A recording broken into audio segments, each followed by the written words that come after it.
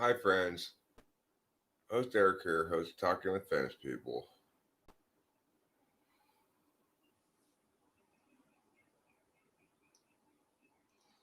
The other day in an anime I was watching, one of the characters said, words aren't for understanding each other, they're for talking to people. Oh, like, damn, is that an FI sentiment? What an awful, awful FI sentiment that is. Like, words aren't for understanding people, they're for talking to people. Hi, Lauren Cuthbert. How's it going?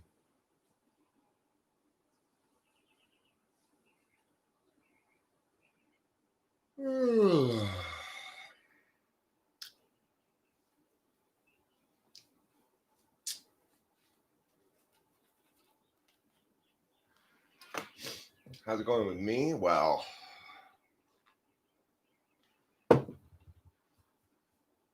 not great, to be honest. I'm at the end of a bottle of Adderall. If you have any advice for how to motivate different types, I need that advice myself right now, Lauren Cuthbert. I don't remember the last time I felt so unmotivated. I'm at the end of a bottle of Adderall, which is typically not a very motivated time, but um,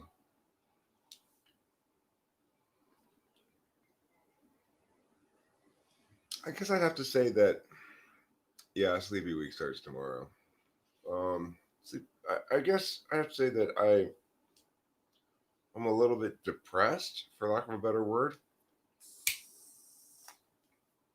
Like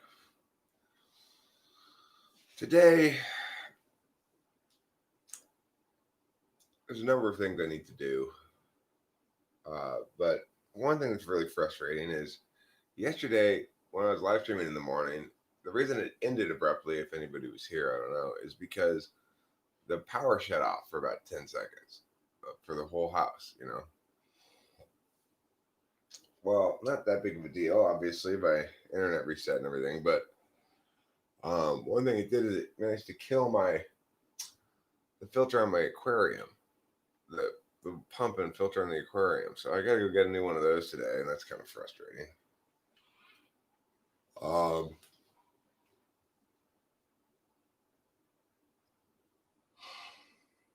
the thing is about motivation, how to motivate.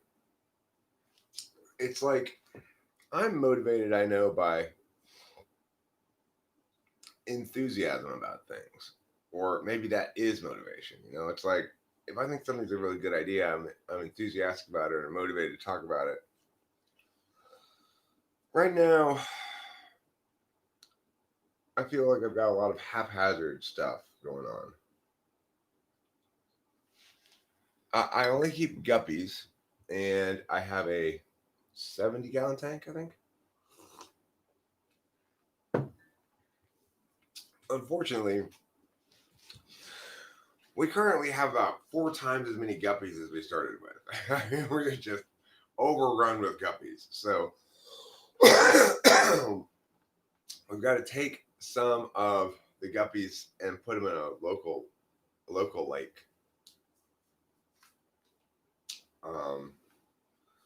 Because they really reproduce a lot. Guppies do. You can motivate everyone around you, but not yourself. Well, see, that's the thing. It's like sometimes people do motivate us. A pair of apistogrammas. I've never heard of those. So do they eat the guppies somewhat? They eat some, but not all the guppies. Why guppies? I just wanted to make sure that whatever fish I had didn't feel too crowded in the tank.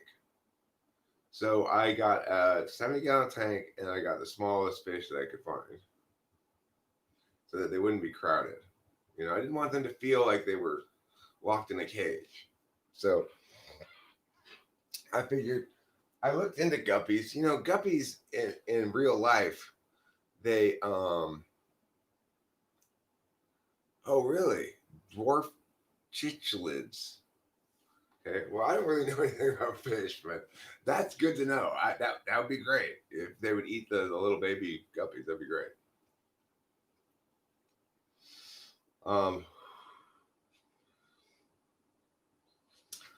So I've read about guppies, and you know the guppies actually don't really move around from a very large in a very large area naturally. Anyway, they stay in a little part of a stream near the like a waterfall part, and they just stay there their whole lives. So it's not like they're used to moving around more than they're moving around in the tank. You know.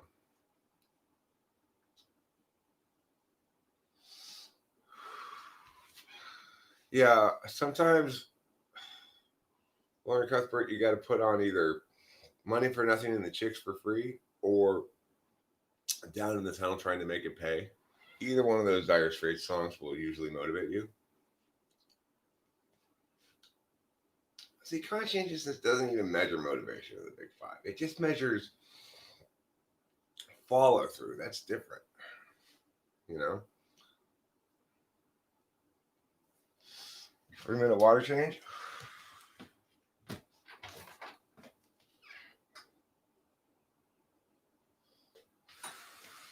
I don't really change the water. I just put new water in, and then sometimes I'll take a scoop or two of water out and replace it with new water.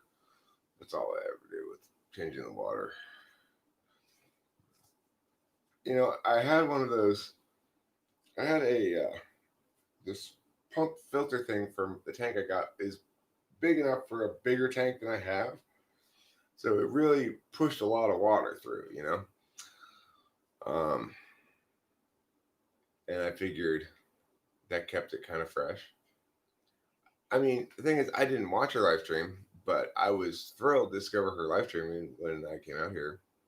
I've encouraged her to do that many times. She's never done it before, so I thought it was great that she was live streaming. Um, I just I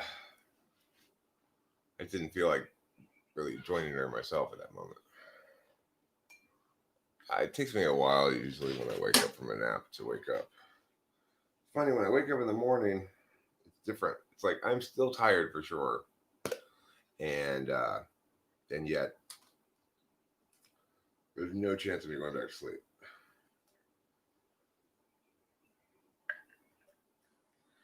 I mean, that's what I told her yesterday. Listening to her a little bit from outside was she did a great job. You know, I would when I came in and I looked and she had like 30 some people in here, and I was like, wow, fuck, fantastic. What normally motivates me? I mean, see, that's the weird thing is this is kind of a new reality for me in life. I've not typically had trouble being motivated to do shit. I've had trouble maybe being wise about what I do, but um, I make shit. That's what I've always done. I make shit, you know. But I'm not making shit right now, really. I'm watching a lot of anime, which is not a bad thing to do. I mean, I find it fascinating, but um, you know, we have finished. I think I'm 99% sure that we have finished the mix of I'm so sad. The mix and master of it. I'll put a link to it. We just need to make the video now. And the video is going to be um, the current video, but it'll have mostly Rachel singing in front of these pictures.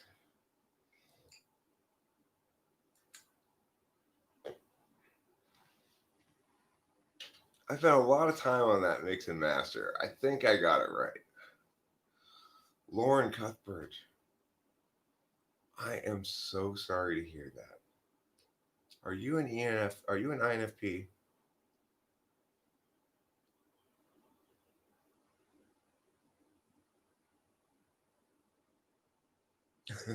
No, no, Lauren Cuthbert.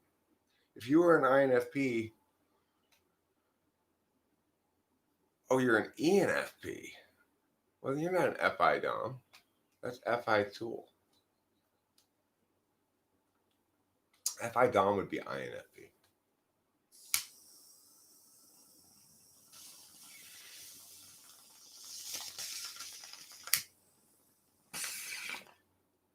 And if you are an INFP,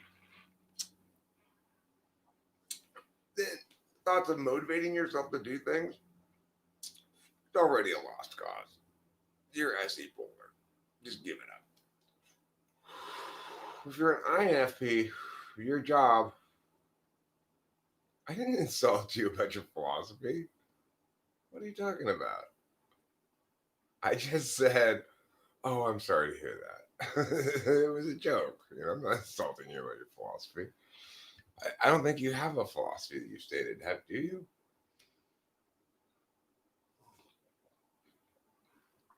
Well, I mean, I saw this quote on an anime thing that said, words aren't for understanding each other, they're for talking to people.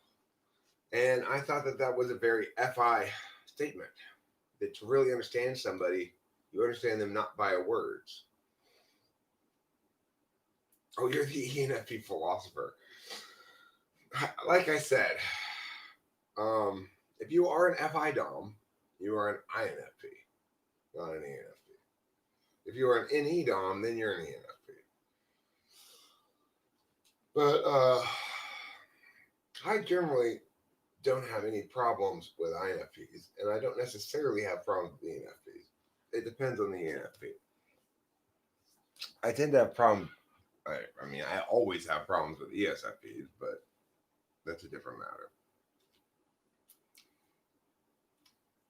TikTok sea shanties are all the rage. A sea shanty? I mean, the thing is, I have written a sea shanty before. You haven't rubbed me up the wrong way yet, is right, Lauren Cuthbert. But the thing is, even if you do rub me the wrong way,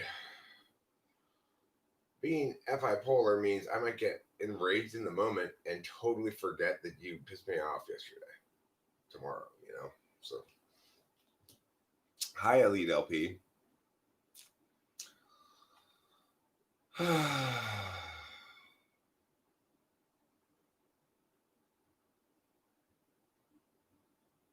Yeah, my sea shanty goes, it's a beautiful day, cool and gray. And it's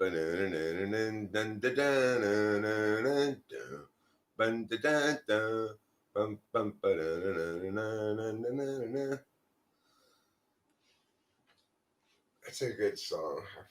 I forgot about that song, kind of.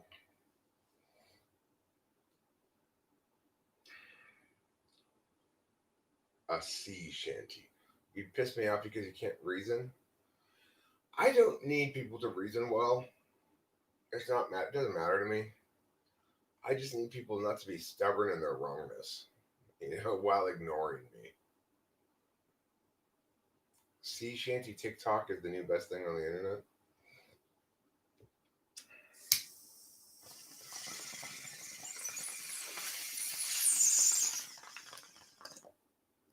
How did I get so many subs? Well, EliteLP, the answer is I don't have so many subs.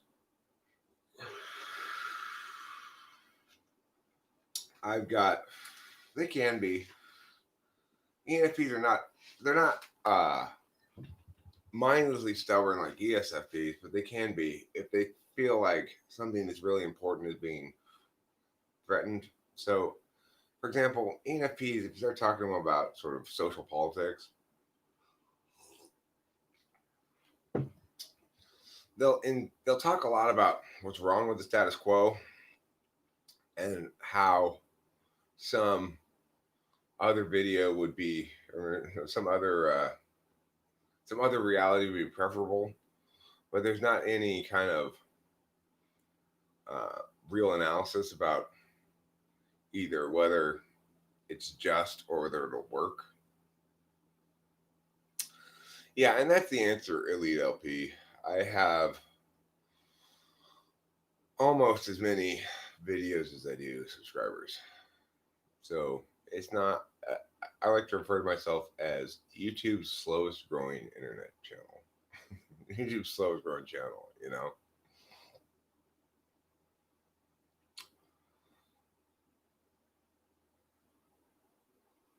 Uh, Obviously, I was much more successful at garnering new subs when I was uploading a bunch of cognitive function videos. I was most successful getting new subs when I was doing type police videos. But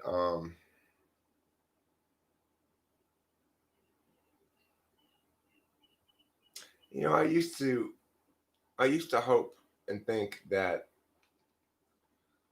one of these days I'll catch lightning in a bottle, get a so-called viral video. If I make enough videos, one of them will someday go viral or something. I no longer think that. I now think that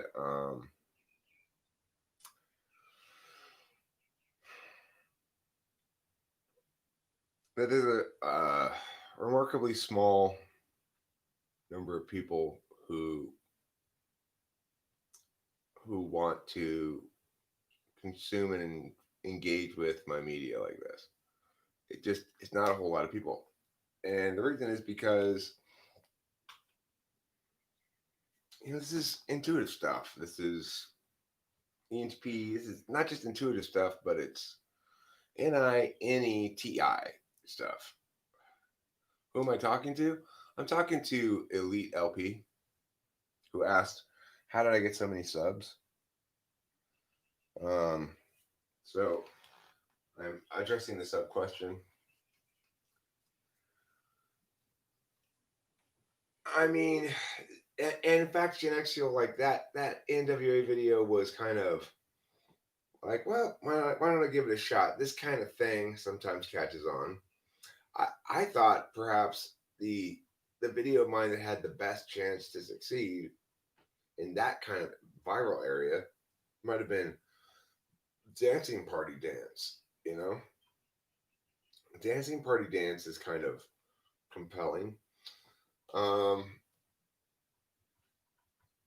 but the bottom line is that's probably not going to happen to me. Um,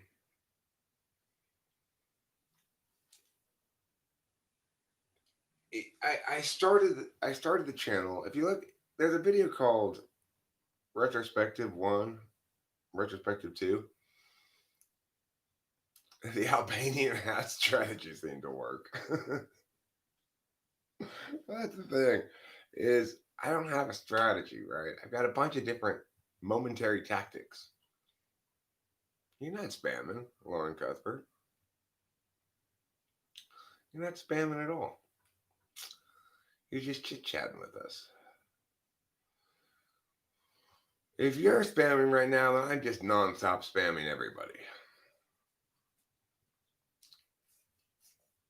Maybe if I got one of those Albanian hats and wore it, maybe that would help. Yeah, I would increase my Albanian audience share substantially.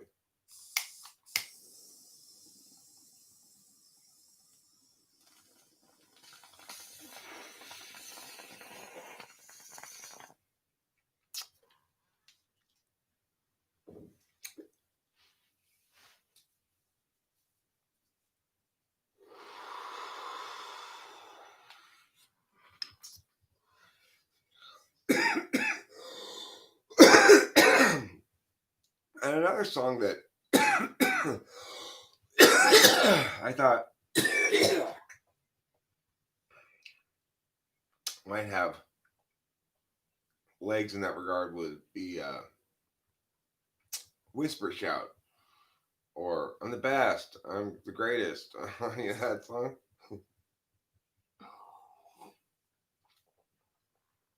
It, it's the kind of song that I wish that would get big on TikTok. It's like somebody could. I'm sure that TikTok would do well with that song. I mean, I don't know how to do TikTok or anything, but I know it's for shorter videos and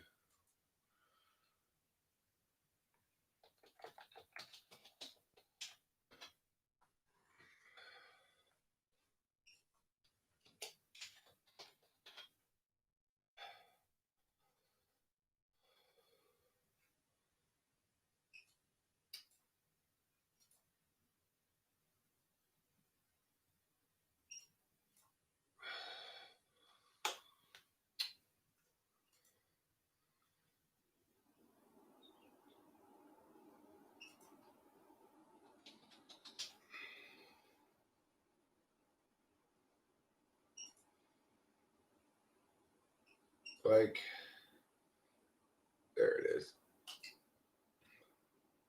I'd just been sad. I gave up long ago. Was sometimes mad, but bad was all I'd ever know. Since sad was all I'd been, I'd only mope and pout on. Till I met a man named Ken who showed me how to whisper shout. I'm rich, I'm the best, I'm the greatest, I'm the greatest, I'm the best, I'm rich, I'm the best, I'm the greatest, I'm the greatest, I'm the best. I'd just been sad, I gave up long ago. Was sometimes mad, but that was all I'd ever know. Since that was all I'd been, I'd only mope and pout. Till I met a man named Ken who showed me how to whisper shout. I'm rich, I'm the best, I'm the greatest, I'm the greatest, I'm the best. I'm rich, I'm the best, I'm the greatest, I'm the greatest, I'm the best. I'm rich, I'm the best. What's interesting is I understand much more clearly why and when and if a given song is successful or good aesthetically than any video I ever make. So it's like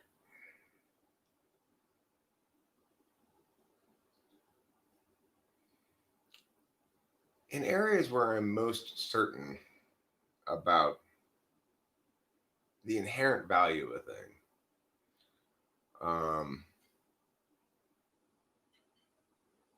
I'm going to always feel like it should succeed on its merits.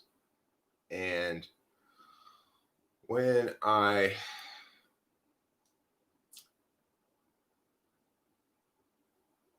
make things that I see as less, more temporally tied down, which is to say, if I'm doing the news, right? Like today, these things happened. Then that show, the news, has very little utility or value tomorrow, the next day, and the further down the line you get from it, the less value it has. Right? It's tied into the moment. Now, the thing is, Type Police videos are kind of half and half, right? They're tied into the moment, but they have an inherent quality to them that maybe makes them entertaining to people that, regardless of when they encounter them. And I would agree that Type Police has the most potential People Aren't Jesus is your favorite song? Interesting. I would never have expected you to say that. I would never have expected you to say that. The thing about People Aren't Jesus is I think it's a really good song too. Like as far as a songwriting song goes, but I'm not happy with the production I did on it. So I'm a little frustrated with that song. Um, I'm trying like this song is sad. I'm so sad. Is my most Rooting here won't do any good. concerted effort to more and more to my not style. stop producing until fully produced. I see the true ways of standing That's what I where can, we you know? stood. Cause I've been stuck here a while. This is the best I can do. And that's despite a natural selfishness that makes it easy to have fun. A flutter's in the gut, become a fist, and all my visions come undone. I tried to stream, distract, and dream the afternoon away, but having new realities are breaking every day, and for a bit, I am out of it. I am out of it, and still unsaid. Still I need to get out of me what's inside my head.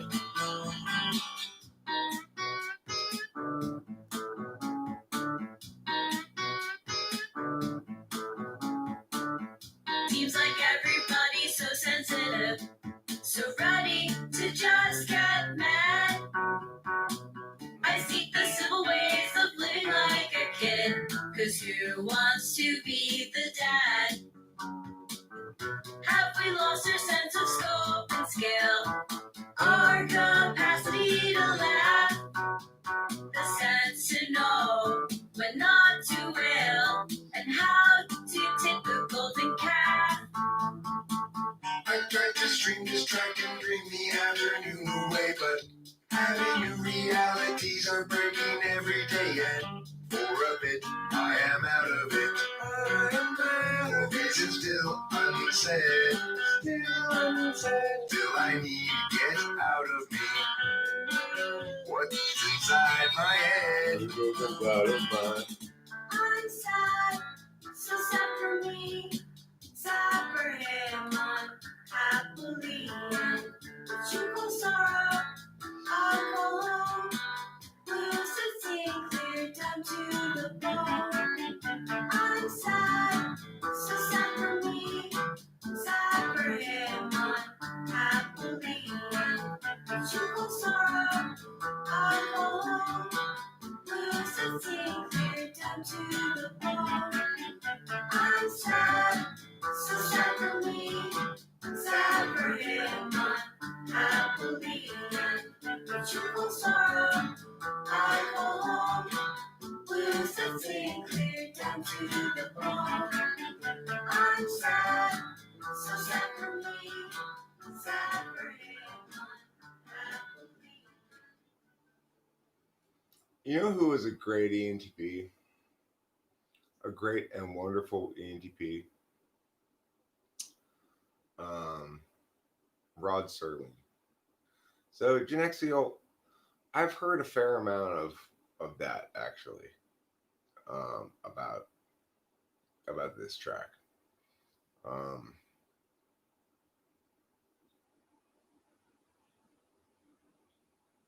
I've discovered that it's really difficult to successfully include people in the like process, you know. They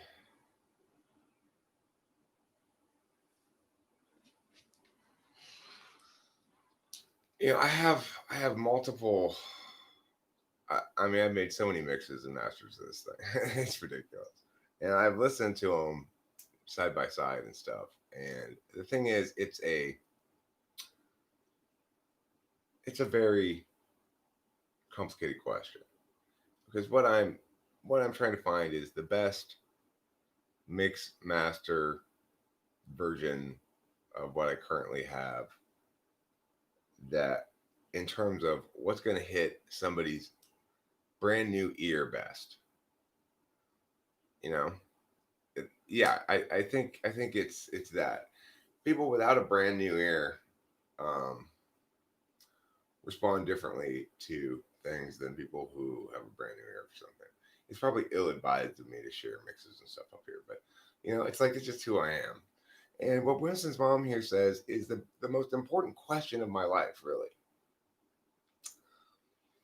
She says, or you can just keep seizing the creative possibilities with enthusiasm and live day to day, enjoying your audience as they arrive. Socrates only had 30 students, yet he lives on.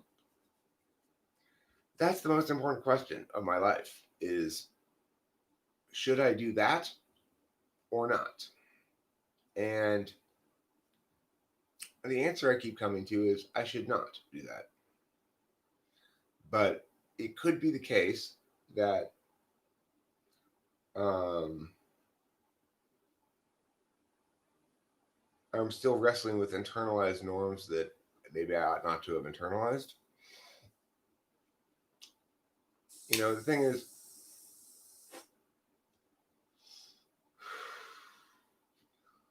the problem with having a lot of, I'll answer your question in a second, Jaron T.S. Yes, you are Death by Monkeys 419. Are you the 419th Death by Monkeys?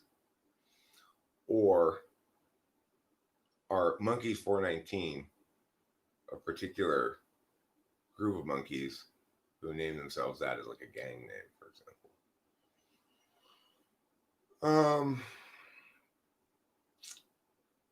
So let me address Kieran T.S.'s question. Sir, I feel paralyzed by fear about something that I did in the past that was inappropriate. I think every day of the worst case scenarios. What should I do? All right, so it's like if you committed some sort of crime and got away with it, then I I don't know how to help you get over that fear. Depends on the severity of the crime as to whether the one way you could get over it would be to turn yourself in, but that depends on how severe the crime is because you probably don't want to incur any severe penalties. If it's a social thing, like you embarrassed yourself or you acted inappropriately with somebody at a party when you were drunk or something, uh,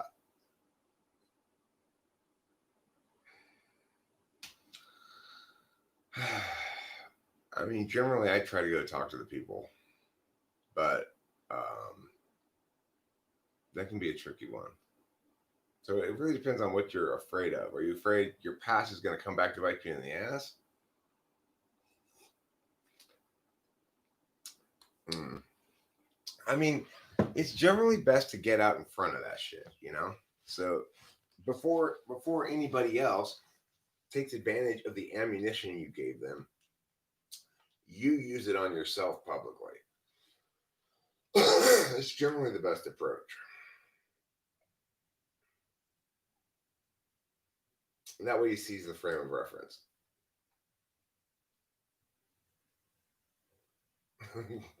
or 3D or Nomad has a good suggestion. You could just move to another city. Fuck that life. Well, owning it depends on whether or not. I mean, okay. When you say own it, Katie, my feeling of that is like the connotation to me sounds like affirm it, which it depends what you did. Sometimes, like, I remember I went to a family party of Kimberly's one time, and there was an attempt to shame and control me that was totally unjustified by any of my behavior. And so in that case, I absolutely was like, the fuck you will, you narcissistic bitch. I didn't actually literally say that, but that was my approach to it.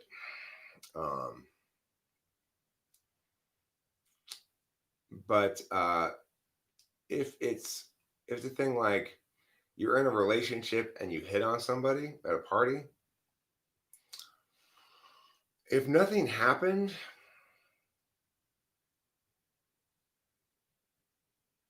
I would suggest you not bring it up probably, unless you think that you're sure that like the other person also interpreted it that way, in which case, and they're going to talk about it, then you're going to have to get in front of it, you know. But it still might ruin your relationship depending on how persnickety you guys are about that shit.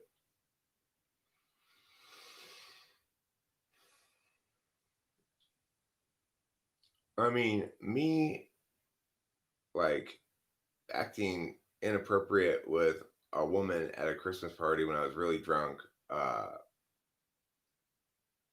when I was married, was the thing that got me to quit drinking. Me like hitting on or talking inappropriately to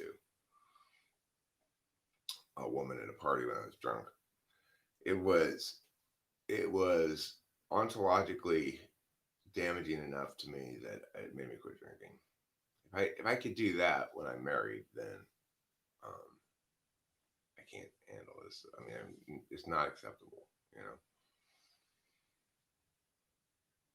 Without social media, without social media, I feel pretty safe, but it makes me feel lonely sometimes. Well, you've got YouTube. The thing is, I don't like Facebook. Facebook tends to make me feel bad. So Sky Gear says, Eric, would you agree that NE produces NI objects? No. NE produces words or other expressions of symbols that are put onto the external metaphysical field. Then people use their NI to recognize the identity of those things, or their TI to parse those things, or their SI to memorize those things, or their NE to build off of those things.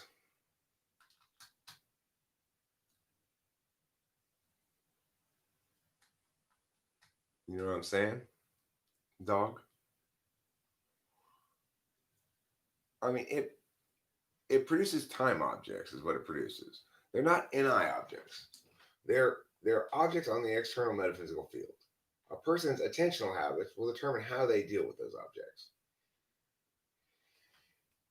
To live alone is the fate of all great souls. I think that's totally bullshit, though, right? Arthur Schopenhauer.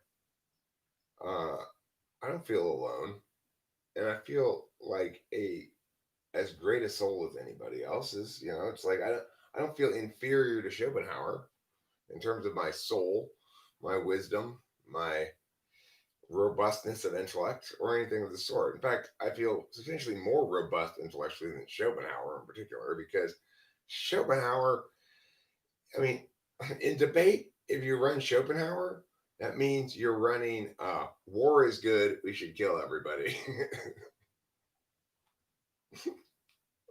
I mean, I'm sure Schopenhauer had other arguments besides that, but that's how people use Schopenhauer in debate to impact turn war.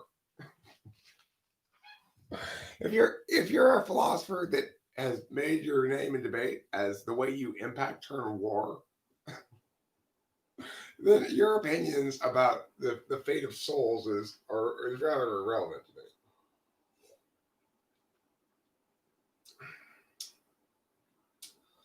You know, identity. Well, okay.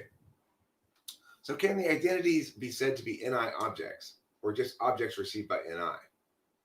There's two kinds of objects: time objects and space objects. This is a space object. It has an identity that basically is implicit to the fact that people have language.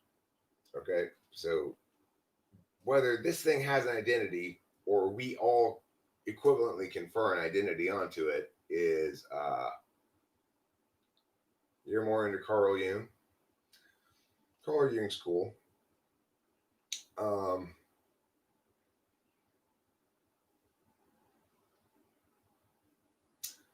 Greetings Wisdom says the answer to the title words for understanding and talking is both. Well, yeah. I would agree with you. That's how people use them. They use them for both reasons. The quote I was actually referencing from an anime that said words aren't for understanding people; they're for talking to people, which I thought was a very fi sentiment.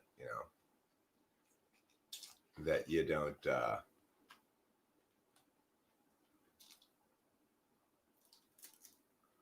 I mean, I haven't really read much Carl Jung, so I don't know. But things that Winston's mom puts here as quotes are usually pretty cool. I'm not.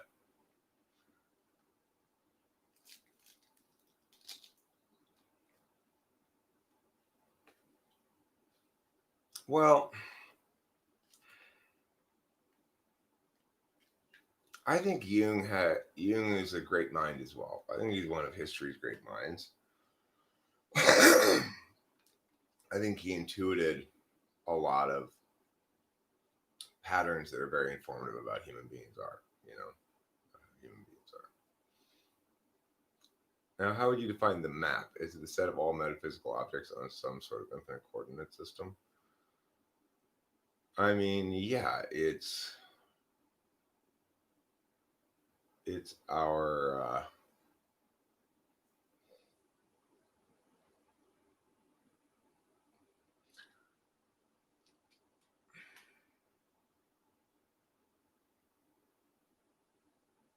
it's what we assume about the world because of symbolic representations or words or communications. So, for example, if uh, if I tell you that I'll be live streaming later today at 2 p.m., and I will tell you that he'll be live streaming today at 2 p.m. SI will tell you, this is Eric. Who the fuck knows who's actually going to be live streaming at 2 p.m.? That's a universal knowing, right? Versus a particular knowing. If you use your SI, like the other day, I went out. I told the story the other day too, and the garage door was closed. It was morning. I went into the garage. I got something out of the fridge. I came out of the garage and I stood there for a second thinking whether I should close the garage door or not. When my dad opens the garage door in the morning, he then leaves it open. But I know from that's an NI thing to think like, well, this must be the general rule. When in the morning you leave it open. I know my dad. You leave things how he left them. That's the way to do it. If you change things, you will hear about it, and I don't want to hear about it, so I close the garage door. That's SI knowing being preferable and being appropriate in that context over NI knowing.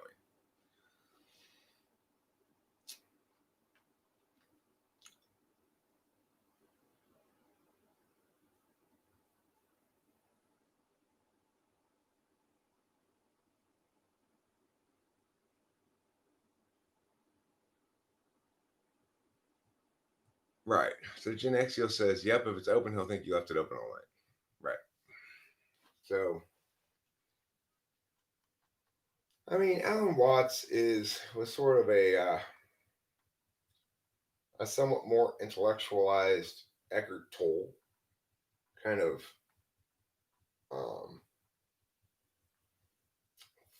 fake philosophy for fourth slot NI people mostly.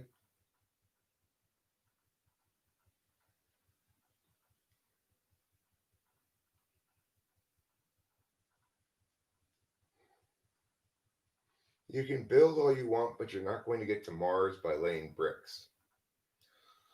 That's true.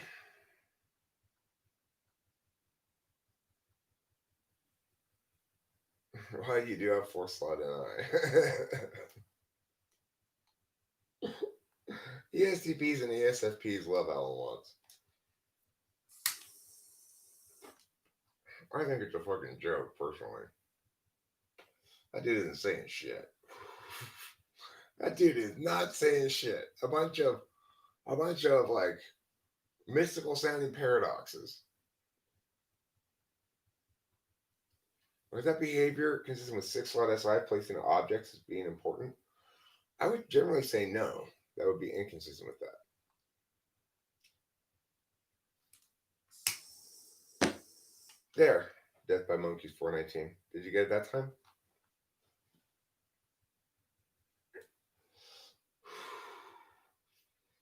Is Alan Watts an INFJ? People seem to claim it. He might be. Alan Watts might be an INFJ. But yeah, Legends Fall is correct. Alan Watts is a dumbass. And like college freshmen are kind of into him, I guess. If you're a college freshman and you like Alan Watts, I totally understand. I'm sure I went through a 5-minute long Alan Watts phase in college too.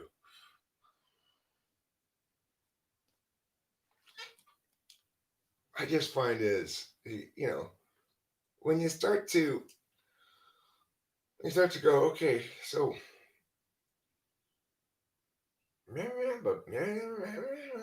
and you realize that he never really addresses any of those things, and you just go, okay, you're not serious.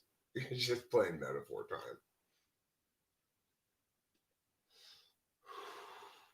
time. I'm a bunch of mystical sounding paradoxes. The best way to be strong is to be weak. Terrence McKenna? Oh dear Lord, no. Oh dear Lord. Sweet Jesus in heaven, please, dear God, no. Terrence McKenna. That's what my thought about Terrence McKenna is.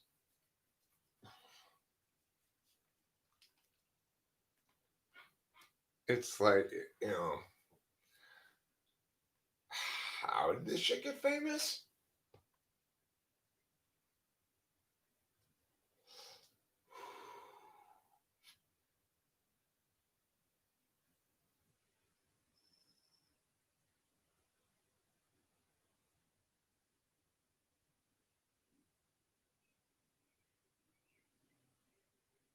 Oh.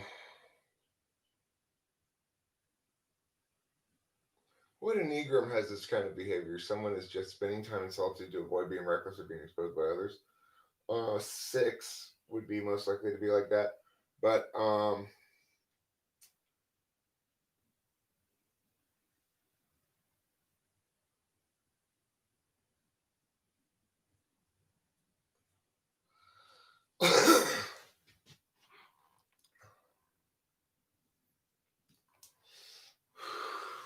I would question whether, in fact, that's the case. That you're actually an extrovert who's behaving this way as an avoidance strategy or something like that. If you're really that avoidant in your strategic thinking, if you're really that concerned about the risks of extroversion, then you're quite possibly an introvert, you know. Jordan Peterson, Joe Rogan, what about them?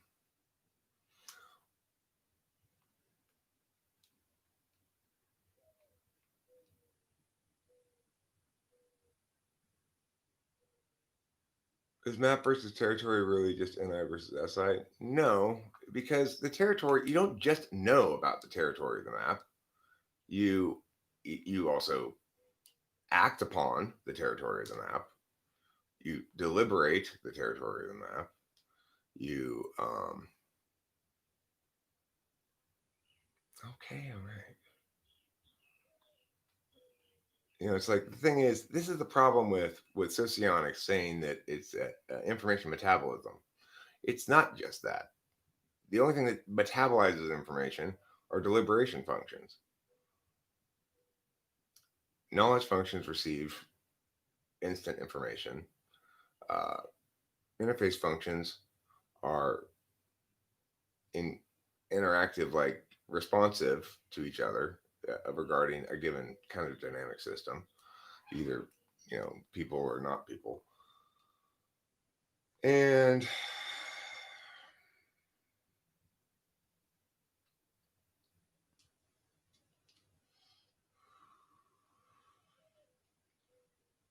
the thing is,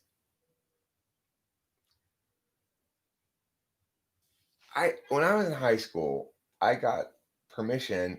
I got my parents to give permission to read the books in the parent permission required section, which were a bunch of books about drugs.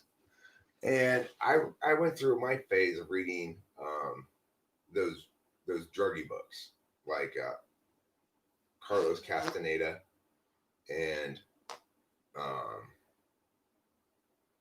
Terrence McKenna, and I guess Timothy Leary didn't really write any books, did he? Huxley.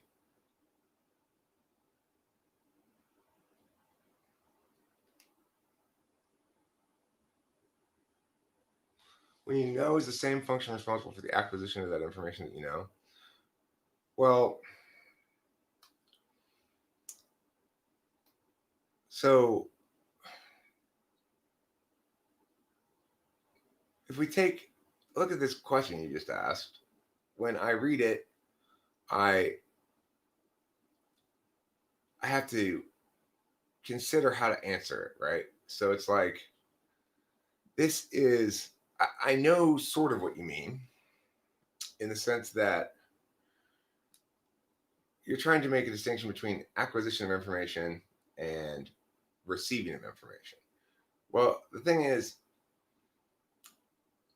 what you're doing right now by asking that question is using TI and an NE. So first you're trying to parse out what I'm saying by clarifying the distinctions. I'm trying to understand what you're asking and how best to answer it by trying to find my NI conclusion about the question, which is to say, to better know myself exactly what you're intending to get informationally from me is an NI matter. And then I can, if I want to look into my sort of remembering of things, I could reference things I already know about cognitive functions or something, draw from SI, you know? How do you understand mathematics? By doing it or by hearing someone talk about it? Well, so then that's another sort of map territory thing.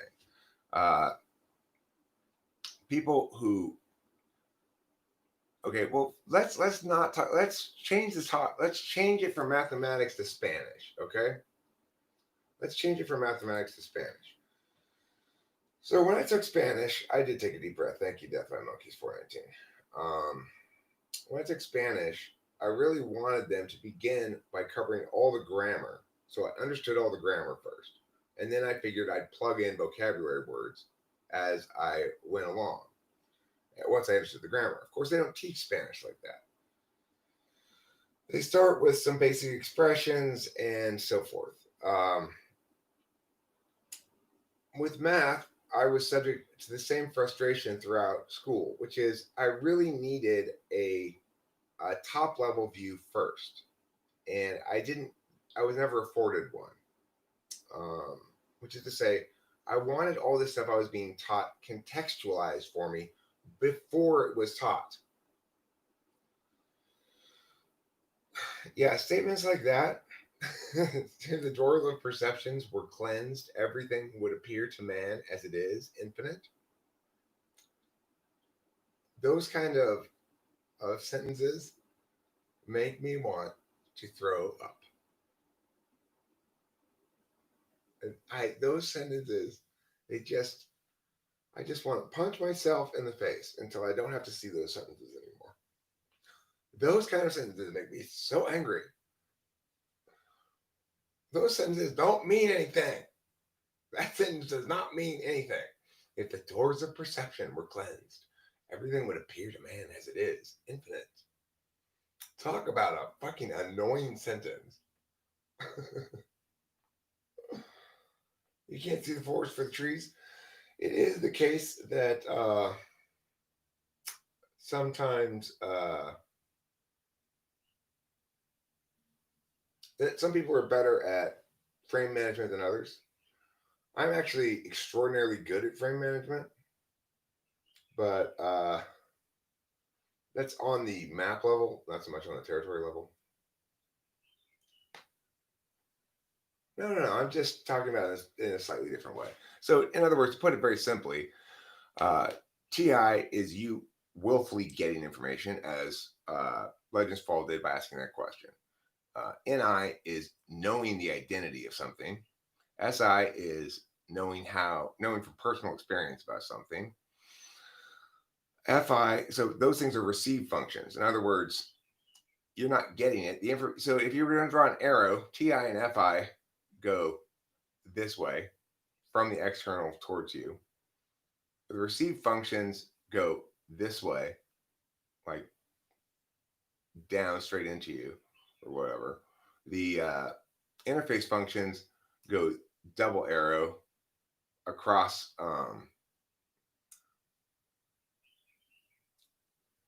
It depends on the type, but like they go either SIFE like this, or NIFE like this, or NITE like this, and uh, and then um,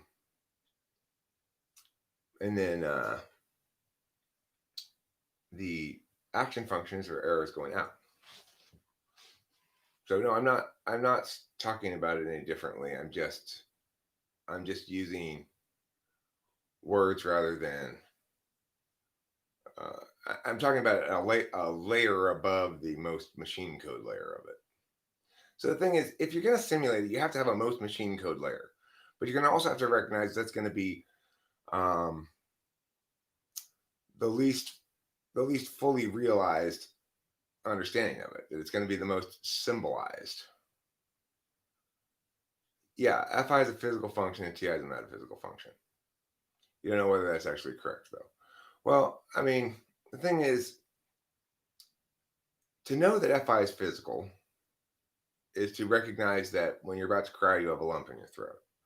It's to recognize that when you have fear, your heart starts beating faster, and all those kind of things, right? The TI doesn't cause that, although sometimes TI conclusions or TI realizations or deliberations or whatever can prompt you to have emotions, but there's certainly a clear physical manifestation of FI. And what I mean by physical also is that it's a real-time experience. So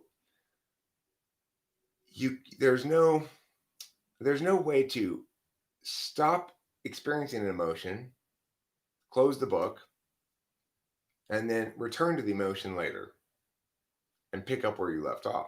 It's not turn-based like that. It's real time. So when we're talking about physical and metaphysical, the fundamental distinction is one of the manner in which we approach time. If we approach it in a real-time fashion, we're talking about a physical function. If we approach it in a turn-based fashion, we're talking about a metaphysical function.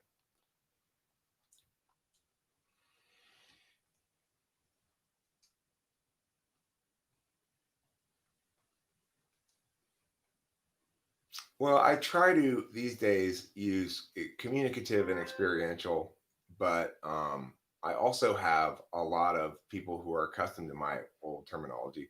I agree; those probably weren't the best terms to use. The most naturally used terms are communicative and experiential. People understand what those words mean, and they aren't very controversial. Those would be the best, in my opinion, the best words to use. Do you define meta-analyst as someone who considers the process for validating things as correct or incorrect? Well, yeah, I consider a meta-analyst someone who considers the correct framing to be the most important factor and the actual contention level arguments to be uh, secondary. So, in other words, analysts are concerned about the right contention level arguments within under a frame. And executives are concerned about I guess making sure that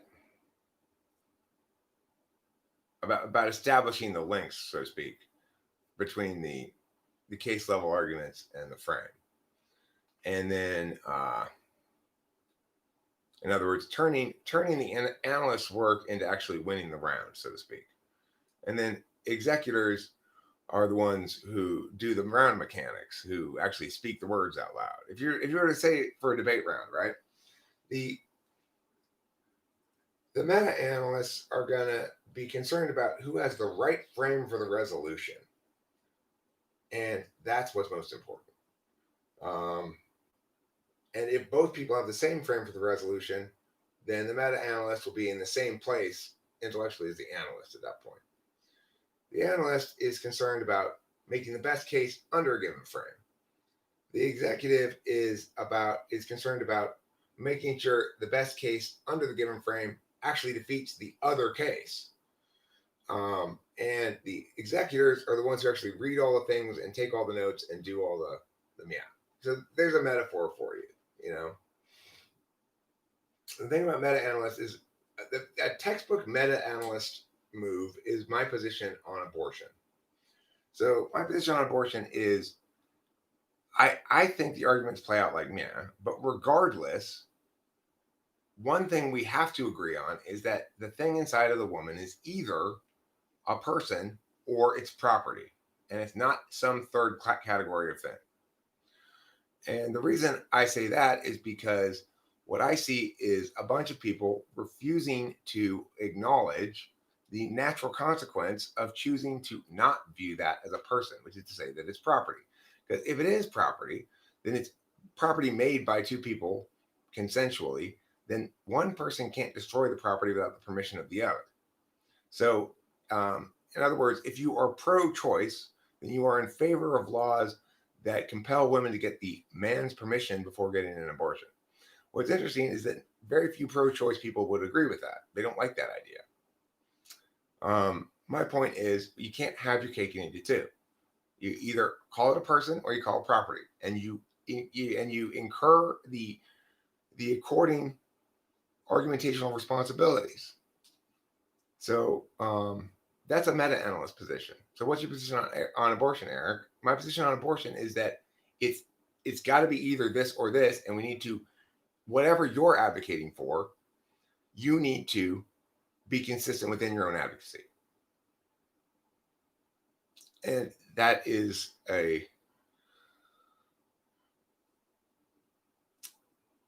and that's what you should do as an executive to a certain extent. It's like you find yourself double checking the analysts to make sure that they're actually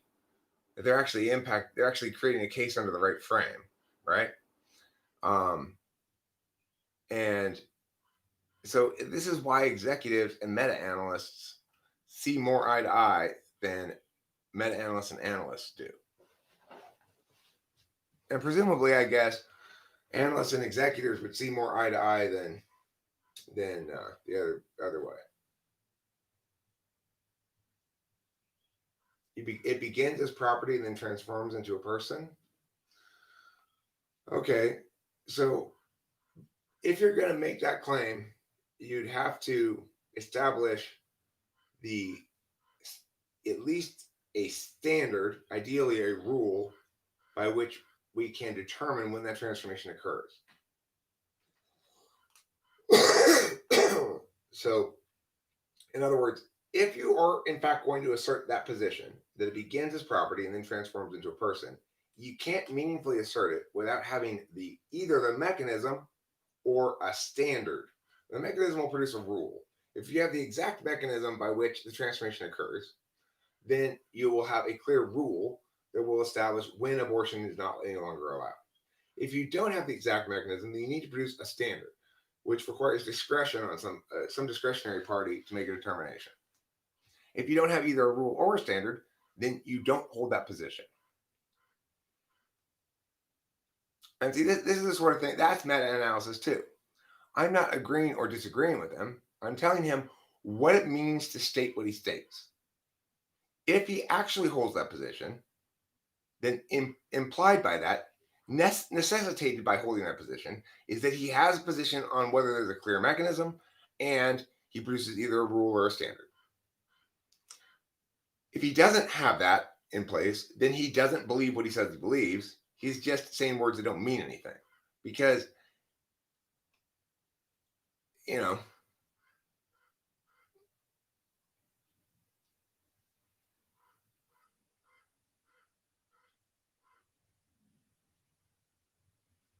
it's not real property, Dulles, 1969. It couldn't be real property, because if it were real property, as say real estate, then it would be land, and it's not land. People aren't land, so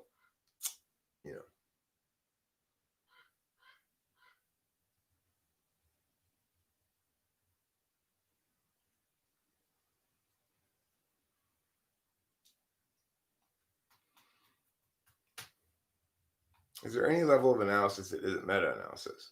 Sure. So if you anytime a matter is anytime a matter is in dispute and people are arguing it, as long as somebody has clearly a position on the matter, then they're going to be doing mostly analysis. So if I had a position on abortion, I'd be doing analysis explaining why my position was correct. And or if I prioritized having a position over analysis itself, but I don't prioritize having a position over analysis itself. I prioritize instead um, understanding how to be right about something. So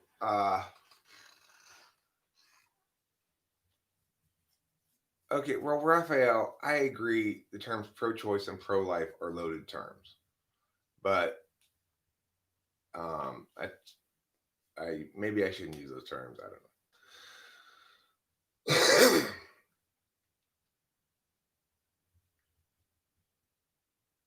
A standard would probably be after 3 months after the initial event, since that's at least when the baby becomes sentient. Okay, so if the mechanism is sentience, then you'd have to have some means of measuring that. And if you could employ that means of measuring, then you could say that could be a possible approach we could go with it, and it wouldn't necessarily be a bad approach as long as you could establish a clear test that would provide meaningful data that would at least allow the discretionary party to determine with a high degree of justification. However, you'd still run afoul of the simple problem that in no other way do we link basic human rights to brain activity in that fashion. In other words, somebody in a coma still has basic human rights, and somebody in a persistent vegetative state for some other reason, you know. So why would the emergence of initial sentience be the point at which basic human rights are attained? You need to kind of explain that as well. But at least what you're saying is an actionable plan of sorts.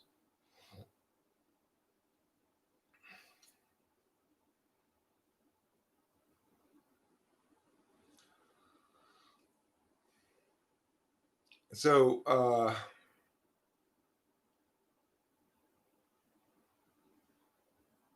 I feel like the argument really starts to heat up due to a position I hear women state often that since they have to bear most of the work, it's more of their choice.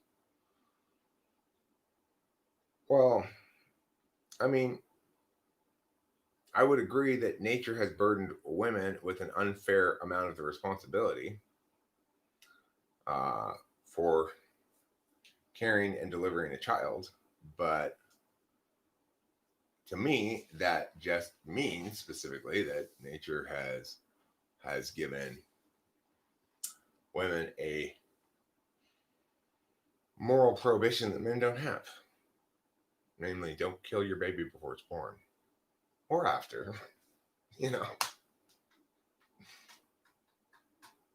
And that may not be fair, but you know, it's like if I have a bunch of little siblings, let's say little brothers and sisters, I might feel obligation to them, and it might not be fair because that only child over there, he doesn't have to be worried about his little brothers and sisters. That's not fair. But that doesn't excuse me from my duty, whatever I may perceive it to be, just because somebody else doesn't have that duty. You know?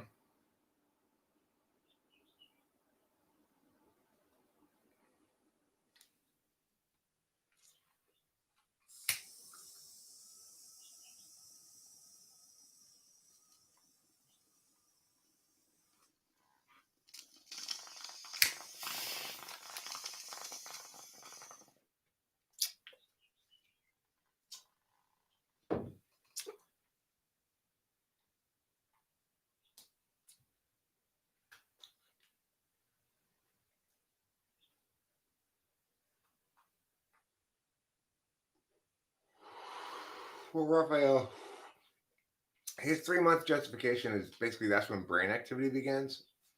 So he's trying to find a fairly unique distinction.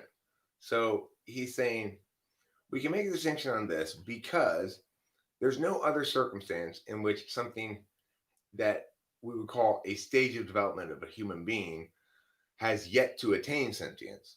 In all other instances, the human beings have attained sentience and then lost it. Okay? So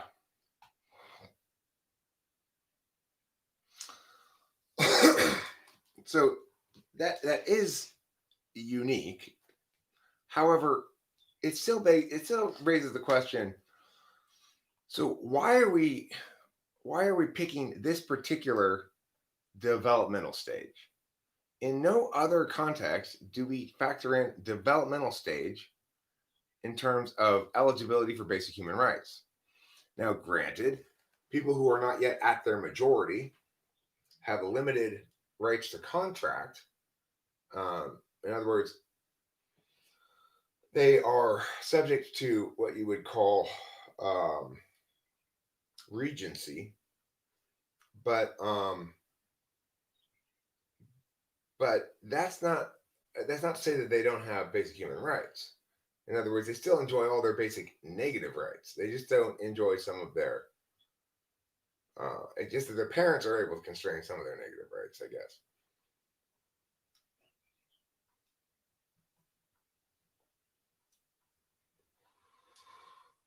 So the thing is, I don't really think that sentience is in and of itself a good reason to justify abortion prior to sentience.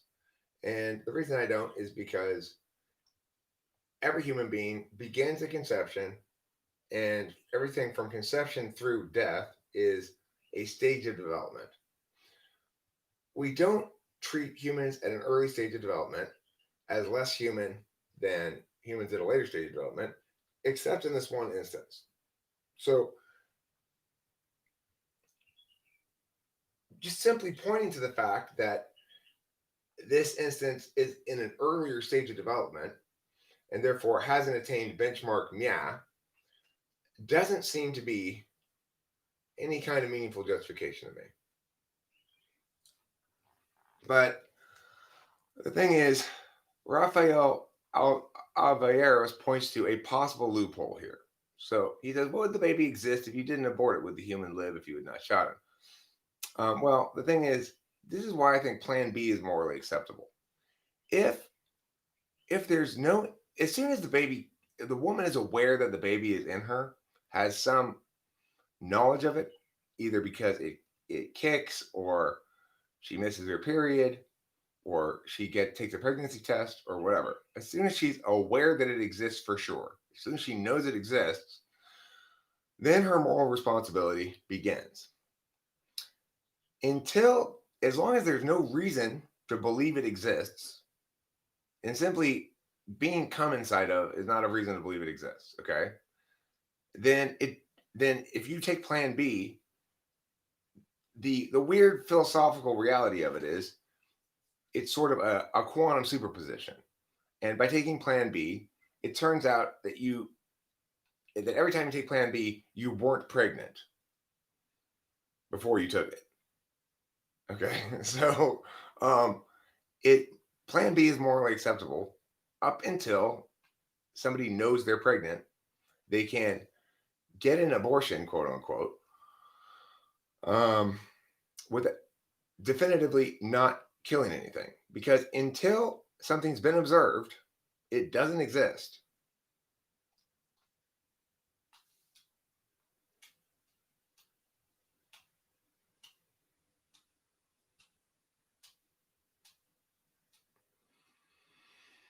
Is someone who is an archivist likely to be an SI Dom, or could that be other functions also? Like there's people who create archive websites, hundreds of screenshots of a site, 2006 to 2020. I mean, I've never heard of such a thing, but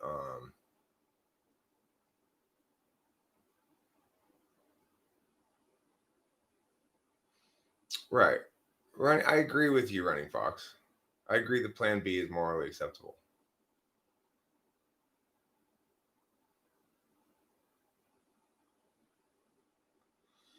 No, I know there was a probability of it existing before I used plan B. In other words, it was in quantum superposition before I observed it into the negationary slot. So it's it's it really it operates according to quantum rules. That's the bottom line, Sky Gear. Because you can't. The thing that forces something into operating into quantum rules is when the matter at hand can't actually be observed. Then you get to observe it how you want into whatever, you know. Plan B is a pill you take the day after a guy's come inside of you that prevents you from getting pregnant.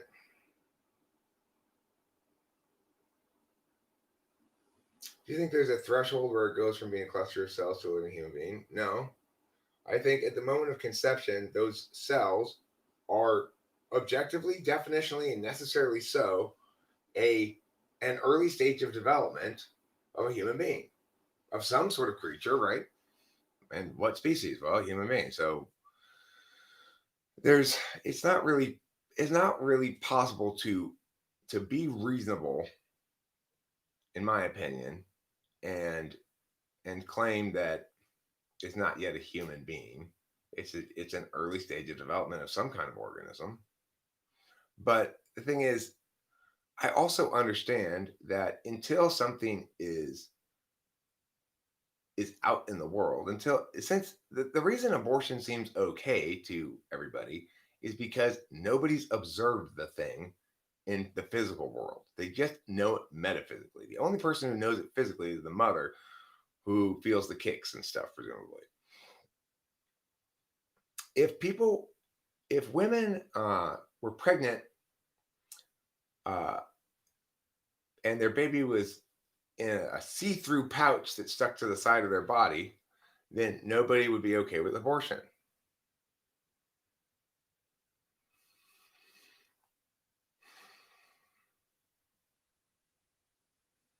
There is scientific proof that the pill damages a woman's long-term health and fertility.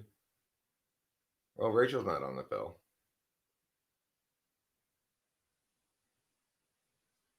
Yeah, this is the thing, Swift Eagle. Uh, I bet every TI tool user here. I'm not saying you are, but I'm saying everybody who's TI tool or even, well, especially TI tool, is going to find that to be a critical rule, which is to say, you cannot have your cake and eat it too. You know, it's like TI tool people really hate it when other people want to have their cake and eat it too. Like, you just fucking be a good person, and acknowledge that you can't have your cake and eat it too. If you claim the right to abortion, then you're claiming it as property, and you have to live according to those rules. Or if you want to say it's a person, then you can't be in favor of abortion. You know, it's like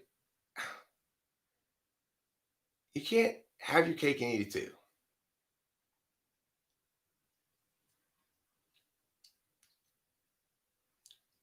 Abortion reminds you of the question if the tree falls in the middle of the jungle, blah blah blah.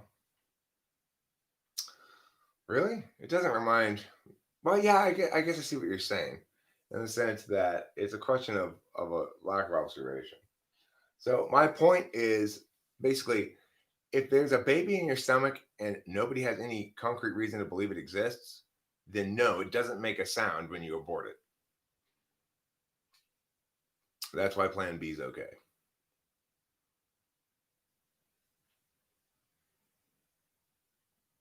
You need, okay, so let's say there's a living human. There is something impending that gives them 50-50 chance to die in the future. If you willingly remove that part that gives them a 50 chance to survive, is that morally okay? No, because of course, the first thing, right, is not the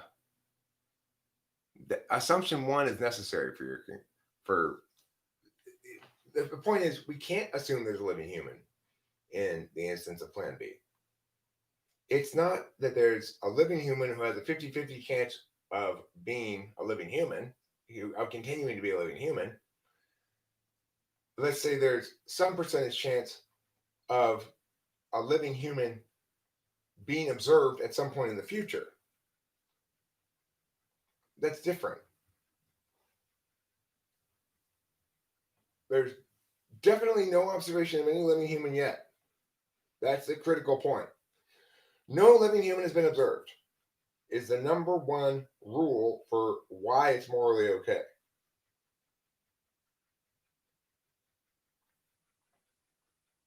So if you take a utilitarian standpoint on the matter and say, look at it from a suffering perspective, forget morality for a minute, which outcome leads to less objective suffering? So, no, Plan B is okay. I'm saying, Running Fox. I'm saying Plan B is acceptable.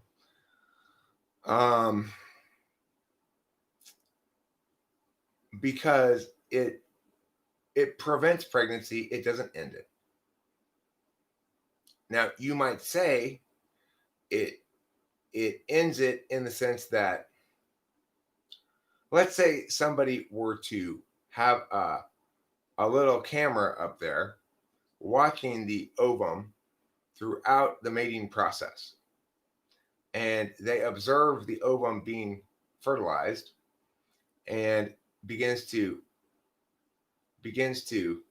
divide.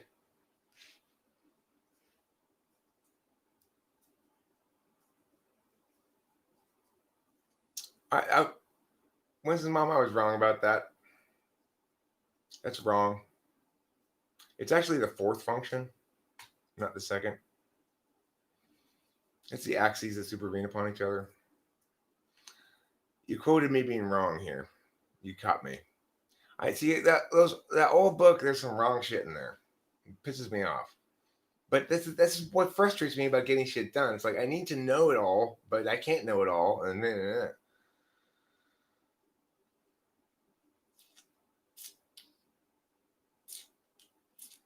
I retract my claim there, Winston Baum. I negate that claim. I no longer support that claim because we can see any working without the tool function all the time. When I'm making jokes, I am not. I mean, sometimes I'm using TI in those jokes. There are more or less TI jokes, right? So, but the thing is, what you really can't imagine is your 1 and your 4 without each other. 1 and 4 have a cooperative relationship with each other in which 1 is the leader and 4 is the obeyer. So my SI is constantly providing me, like, I remember that I no longer think that, you know.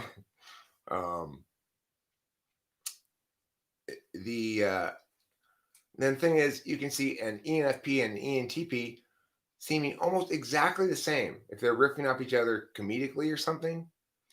It's very hard to distinguish between them.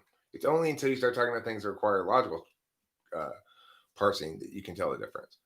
So there's lots of reasons to think that you don't necessarily have to use your tool function while you're using your dominant. Everything I extrovertedly intuit is not TI parsed. Some of it is, some of it's not.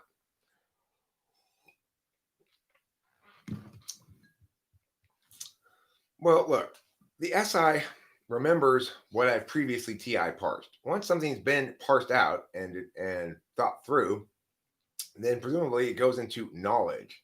It ceases to be a matter open for analysis and becomes knowledge. So yeah, my understanding of functions has evolved some. I do need to finish that document, the new document that I'm making about, which will explain things better, which is trying to make it really not fancy, not too fancy sounding, you know. I want to get rid of as many of the big words as possible. And the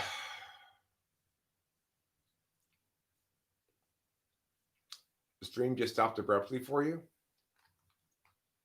Well,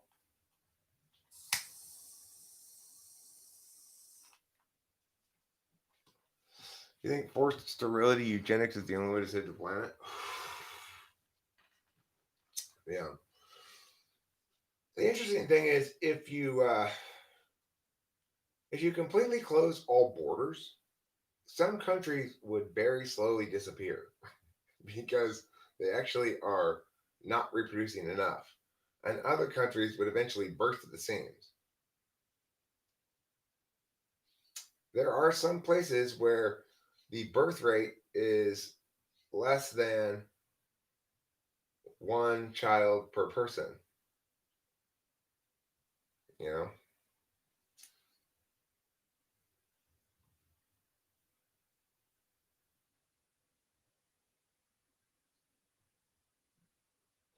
Well, the point is, Sky Gear, it's not just I. It's kind of a challenge to myself. It's like it's easier to use a lot of precise philosophical terms because they mean complicated things that I mean, but they're not communicatively intended to make something understood by more people. They're intended to make it easier on the writer, not on the reader. And or they're intended to convey to the reader, I'm an expert.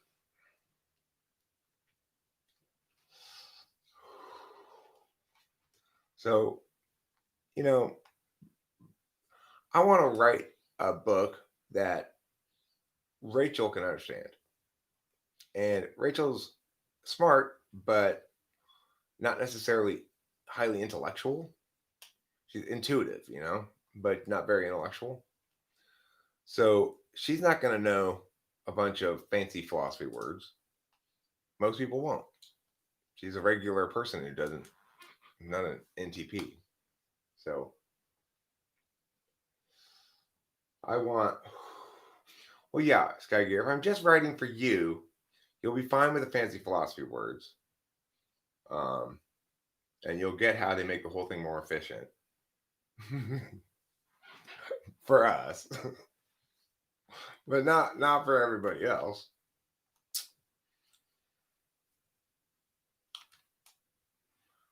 Why does SI get equated with being a boomer and stuck in the past? Is this valid at all or an oversimplification? It's an oversimplification. I mean, it's not even. I mean, look, SI people are. It depends what SI DOMs are kind of stuck in the past, and that's true. But it has nothing to do with being a boomer or anything. It's just young or old or medium. SI people are backwards looking. They're keeping track of what's already happened, of what stuff they have, of what's going to happen today, what happened yesterday. You know, it's like they have a limited scope of time going forwards, but they're reviewing what's happened going back all the way back through childhood. So they're an odd combination of being very backwards looking metaphysically and being very in the moment physically. SI people are very aware of their physical state of being. Now, SI tool is somewhat different. My dad's interesting in that he has always put together these like photo books and other memory retaining archival things for every vacation we've ever had and stuff like that. And yet he never looks at them because it's his tool function. It's an instrumental value. It's not an absolute value.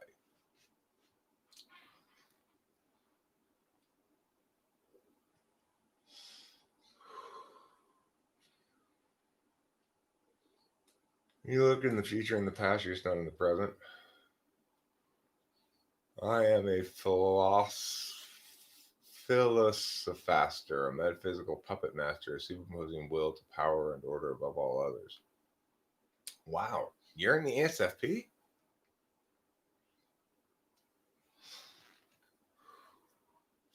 I had no idea, David Sanderson.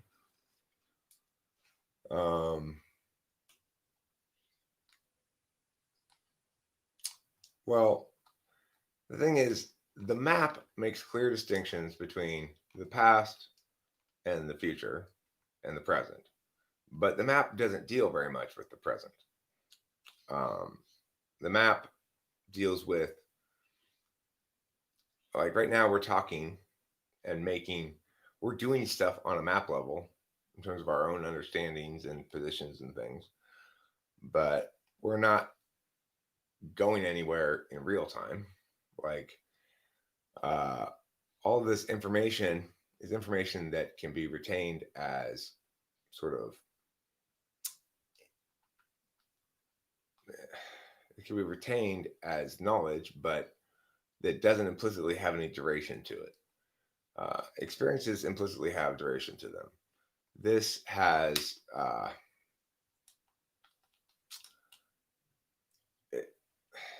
it's like with metaphysics, the duration is put into the objects rather than the experience. So you could read a long book or a short book. You could watch a long video or a short video, but it's the object that has duration.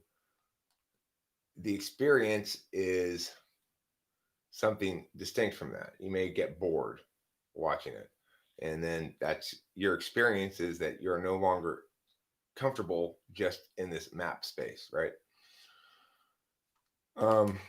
We're so comfortable in the world of maps that we can get totally lost and absorbed in things like movies and stories, and lose our sense of detachment from those narratives and get emotionally provoked by them to cry or laugh or whatever.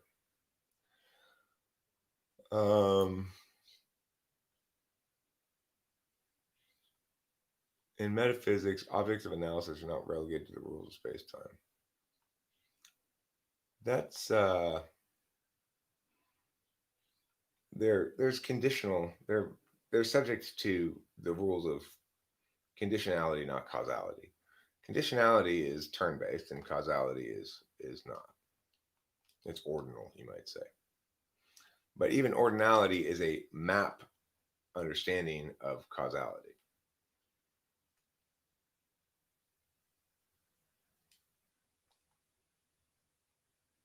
So your dad used SI as a tool for the predictive aspect of his TE, meaning he wanted to prevent the situation where those perceivably important memories are somehow not preserved. Yeah, I think that's a good example for tool serving Dom instead of the ones for the more metaphysical types. And you think executives might be better examples for function interactions? Yeah, quite possibly true. Skygear. Seems that SI users get paranoid about something happening again that happened last time I went to the store. Yes, that's absolutely the case. Here I am.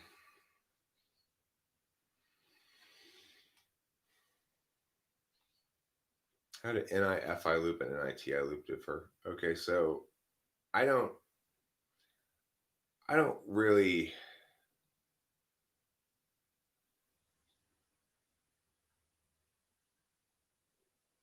I'm not a big believer in loops per se.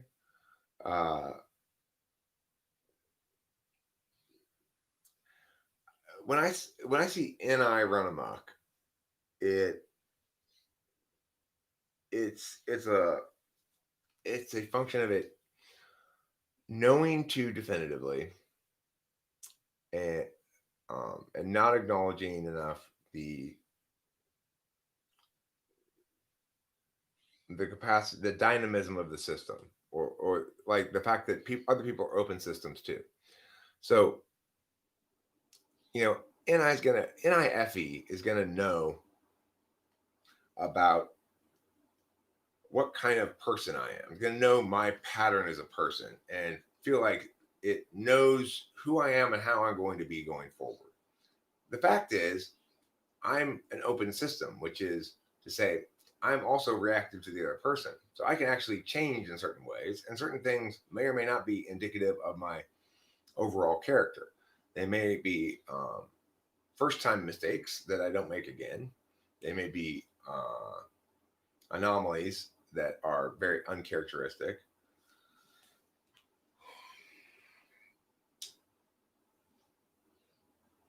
Why is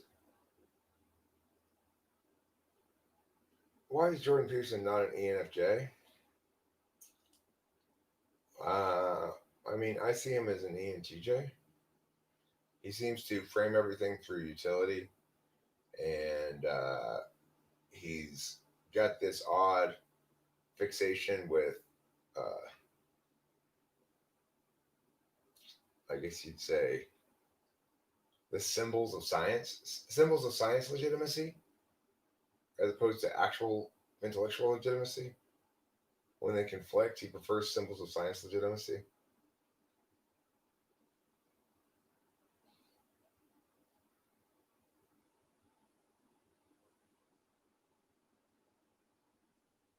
Yeah, when someone goes out of their normal behavioral pattern and you just trust that it's NIFE, right? I would say that one of the things that one of the shortcomings of INFJs in general is that they, you know, the people who actually put people in a box are INFJs. INFJs think they know you better than you know you by a large measure, and that will always be the case. Of course, when they're dealing with ENTPs, they're wrong because ENTPs are always trying to. ENTPs don't know who they are themselves, and the only thing you can really predict about them is that they are going to change for better or worse. Um, we're reactive to various the same kind of intuitive things. We're intuitive about the same kind of things that INFJs are intuitive about, and so there's this kind of continual staying one step ahead thing that happens between the two of them that is a good potentially a good thing for both of them if they are a two-person team, and potentially very destructive between the two of them if they are at odds. It's serious odds about something. Have you ever heard of an ISTJ and an SIFI loop? I feel so nostalgic about when someone talks about the past, putting my own self in that place. Um, I don't know about a loop, but I would say that I know Cameron often references stuff from his childhood or teenagehood or a long time ago uh, that emotionally impacted him, instances of being bullied or positive instances with his dad or something who died fairly young. Um, he he tends to explain things in terms of, well, that's because I a long time ago did meow meow. uh, if you become president, if I became president this year, if I were president, I mean, if I were Biden, what would I do to fix the country? The first thing I will do when I become president is spend some considerable time making sure I have the right people in place on the cabinet and all of the various, executive branch places that need to be addressed. That's the first thing I do. Uh, Being an executive means prioritizing executive style considerations. So I'm going to have to put together the best team I can. I'm going to have to try to listen to them as best I can. As far as what what sort of action will I take as president initially? Another important thing to remember is the president doesn't make policy; the legislature does. Uh, so a lot of presidents talk about working with Congress to do meow, working with Congress to do meow. To the extent that I'm going to work with Congress to do something, or if there's any legislation I would like to see passed, I want to say the Salton Sea. It's a very, very specific thing. Um, it's a very small project. So, in terms of setting the agenda, my agenda is going to be then, in terms of relationship with the legislature and legislation, is I'm going to I'm going to talk a lot about the legislative process as they're doing it. And as far as COVID goes, remember this is not there's no federal lockdown. There's absolutely no federal lockdown. So there's nothing for the federal government to unlock down. There may be some federal travel restrictions, but I think those are still mostly state determined. So as far as the course of action I would take initially, in terms of something I know I'm going to implement, it's having the Justice Department. I'm consulting with Justice about case law. There's some case law I want to see changed, specifically regarding the scope of federal authority relating to drugs and alcohol. Really, um, like I don't think we need to have an ATF, and I don't think we need to have a DEA. I would like to eliminate those agencies.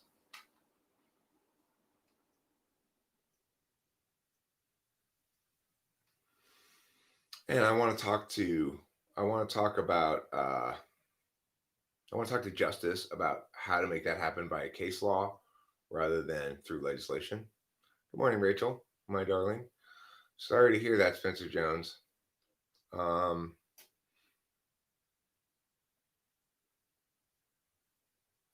I was an alcoholic for a long time. I've been sober, quote unquote. I've been sober for the last 7 years. 7 years. But by sober, I mean I don't drink any alcohol anymore. I haven't for 7 years, and I really strongly encourage you to quit drinking if you're an alcoholic, because it's like the worst. I know how much suffering it is. It's endless suffering. Sucks ass being an alcoholic.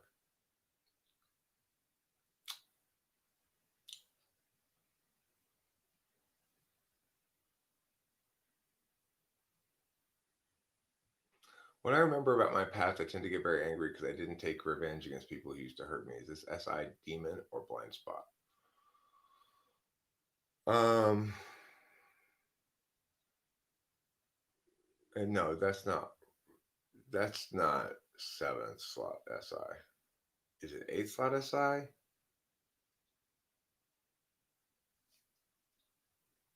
Um, Possibly. Could be eighth slot. Could be fourth slot. Um, I know that when I feel like an injustice has happened to me and I haven't gotten even, then uh, it can bug me. Usually, I don't spend a lot of active attention on it, but sometimes I'll like wake up mad thinking about it or something. But usually, it's when something unfair happened to somebody else and it's gone, that is, if I find important and it's gone unfixed. I don't really feel too mad on Rachel's behalf very often because um, Rachel and I just totally won that battle so completely that I don't. I feel like she got her moment of fuck you, yeah, and everybody had to go. Oh shit, she was right. So I don't really have to wake up too mad on Rachel's behalf too often. I feel like you know we are driving the destroyer that that that just took out their entire navy. So it's like that's satisfying. I still wake up mad on Taylor's behalf sometimes though, because Taylor got fucking railroaded. Well, Spencer Jones, let me tell you what you need to do. You need to go to an Alcoholics Anonymous meeting and you need to choose to ignore your own deliberative processes. You need to choose to ignore your own thinking and say, I'm going to purposefully do what they say, regardless of what I think about it. And the purpose of this is to humble myself. And if you do that and you stick with it, that you will successfully quit drinking. Then you can leave Alcoholics Anonymous after you quit drinking if you want. I'm no longer participating in Alcoholics Anonymous, but I still no longer drink. So I was only in AA for about a year, but I've been not drinking for 7 years. Whatever you do, don't hurt yourself.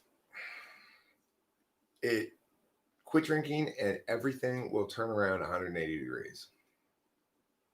And you'll have a really special and important year too. It'll take for the first year when you're quitting drinking, it has its hard moments, but it's a magical time. You're 1 year sober. Oh, so you're not an alcoholic. You're a recovering alcoholic. And you still feel suicidal. Oh, if you've been 1 year sober, well, okay, that's why I said you'll have a magical first year. At about a year, you'll. I don't know how your earlier part of the year was, but at about 1 year, you'll become disillusioned. And so that's when you've got to. If you're not currently drinking and you're very depressed, then I would recommend going to a psychiatrist and getting some kind of antidepressant drugs. I am currently in a relationship with somebody who I've seen a psychiatrist go from uh, a field about which I had a great deal of skepticism to my personal hero forever, Rachel psychiatrist. Uh, did an incredibly amazing job of curing her of serious mental illness. So if you want a referral, his name is Michael Ingram, Dr. Michael Ingram. He's expensive, but worth it.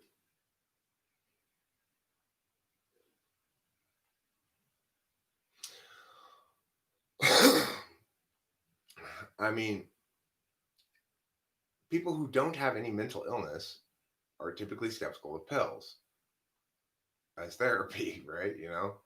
Uh, I used to be skeptical of it too, but being an SI person, experiencing is believing, and I got to see. Rachel had been struggling for a long time with bipolar mania, and then after we got that kind of under control, she suffered from depression, and then when she got on the right combination of pills, it was a light switch. All those problems went away, and she was perfectly sane. And it's not like it's being treated anymore; it's in remission.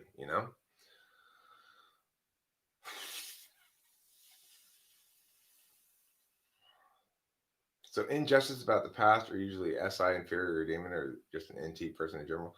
I don't know about that.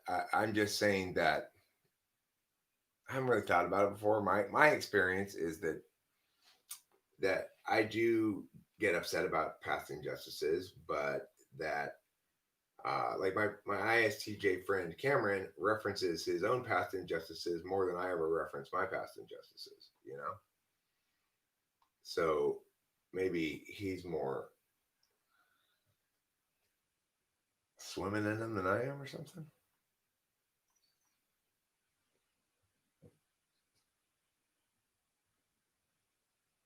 Maladaptive dreaming? I've never heard of such a thing before. Maladaptive dreaming.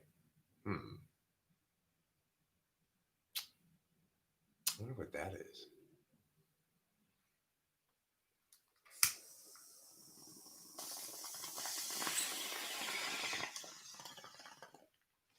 Is it like the opposite of Martin Luther King's speech?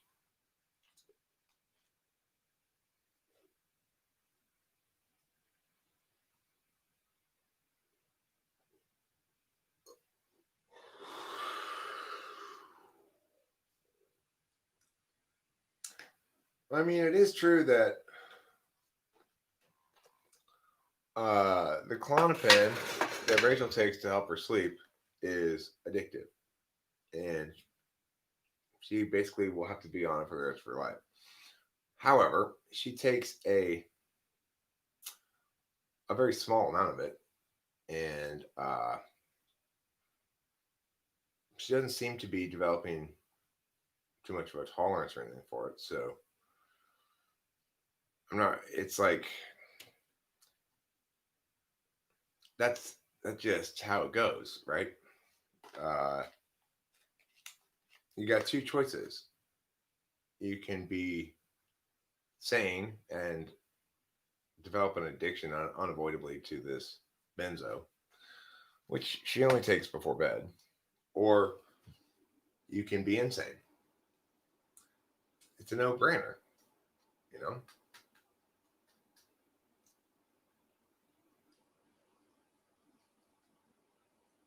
Yeah, it's a totally fair trade-off.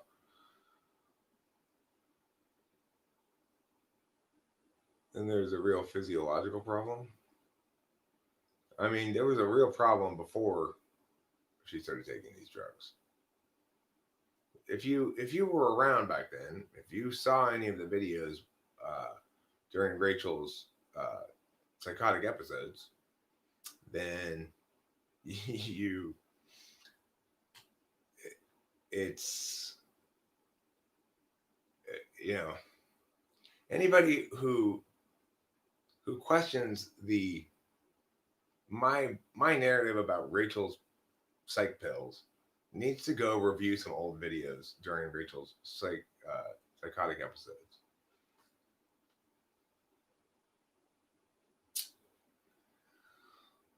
I find alcohol tempers and takes the edge off of control, and I have heard from INTJs, from a specific INTJ before that, but also uh, actually from INFJ as well, that alcohol relieves relieves an NIDOM of and can cause like a reset, that when they get stuck in their too deep in their NI, that it can sort of kick them out of that. Like this guy Mega Bro, he he has seven sisters. That's why he's called Mega Bro. And one brother and seven sisters. You know, isn't that crazy? Uh, he said he would need to drink about once a month to, or else he'd get too deep in his NI, basically. Why am I shaking? I'm probably bouncing my knee. When I bounce my knee, it's like this floor in here is kind of bouncy. I mean, I agree for me that alcohol is not good. It destroys everything for me. It just destroys everything is the best way to put it. And I agree that it's poison for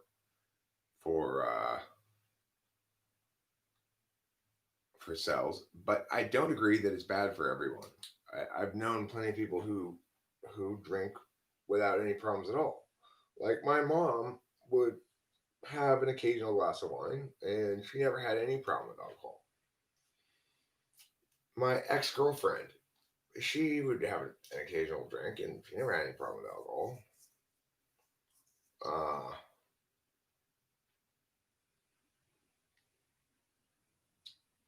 but for people who do have a problem with it, it's one of the worst drugs to have a problem with. It's one of the only drugs that I've ever encountered that causes a person to have genuinely bad judgment. More or less, no other drugs impact your judgment in that fashion. So, like, um,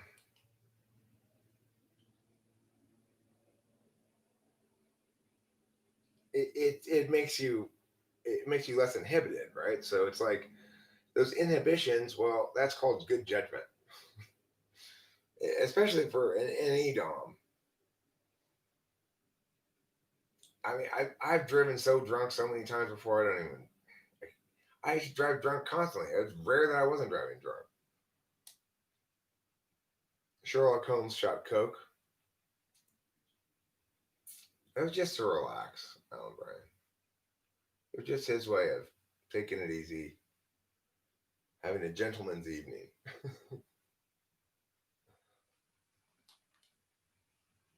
Who said there's no shame in killing yourself?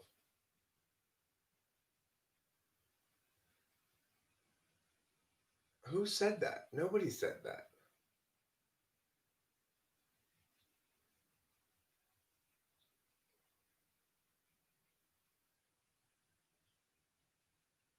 There's absolutely nobody has said that, Raphael.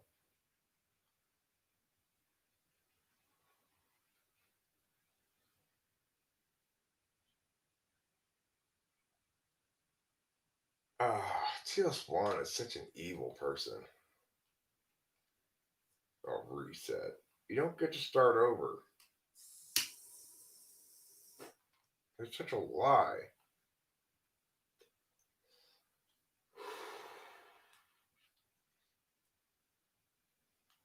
What an awful human being she is.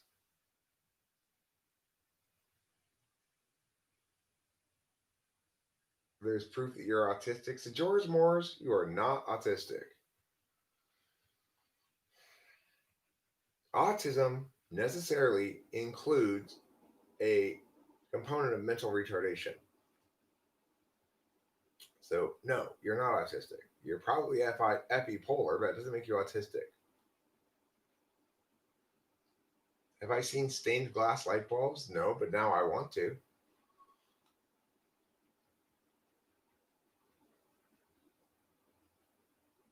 Oh, well, I mean, I disagree with that entirely.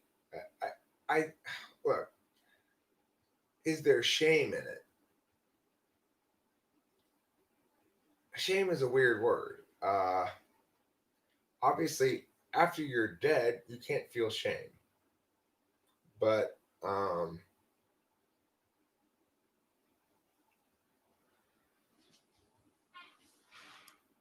everybody thinks about it in some sense, right?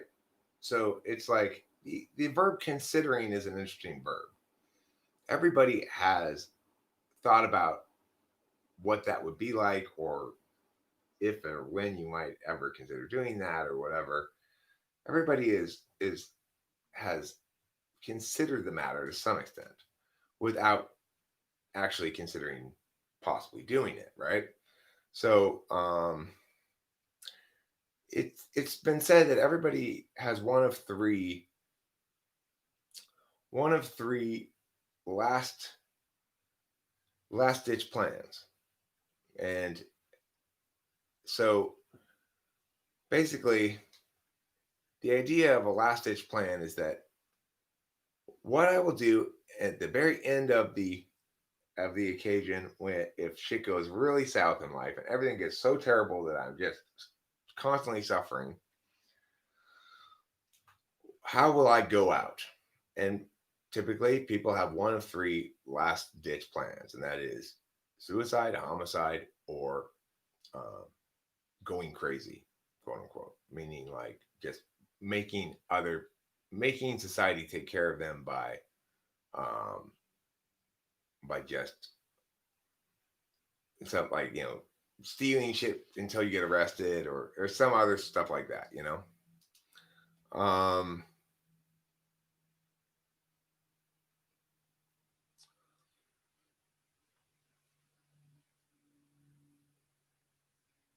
so it's like I suspect that that's true, that everybody has one of those three emergency exits sort of in the back of their heads.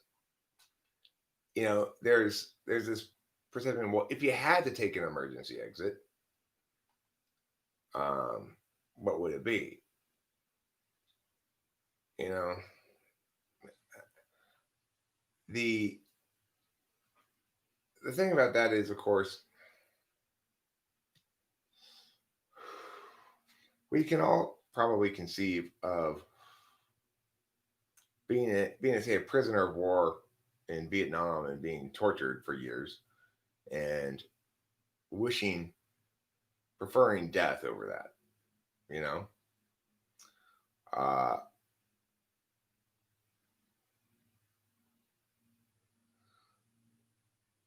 the thing is, don't remember this, Spencer Jones. Things can change a lot in a little amount of time. Your circumstances, your worldview, your life, your surroundings, whatever, can change dramatically in one day, in one moment, in one decision. And this is the nature of the world. It's made out of ski slopes, not not something else. You you make a choice, you start going down a ski slope, and you're on this slope and you're stuck on this slope until you get to the bottom of this slope. And you hate this slope. It's full of moguls and it's icy and you keep falling down, and it's bullshit. But the thing is, just over the next mogul could very well be a Y in the slope. And then it depends which one you take. You could be on the cusp of a fantastic slope that you love to be on. Uh, but if you if you assume you're stuck on this slope, you're both wrong and denying your future self the legitimacy it deserves.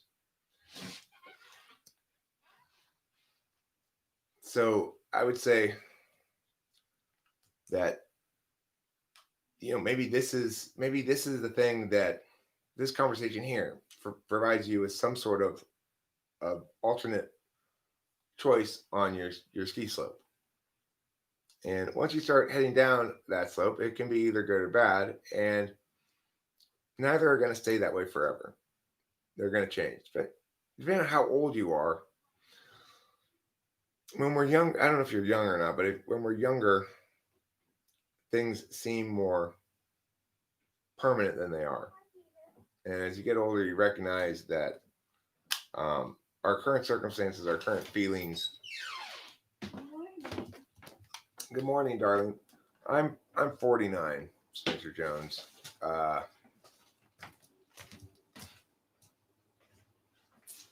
At 32, I was a meth addict, and at 36, I was a drunk, and at 42,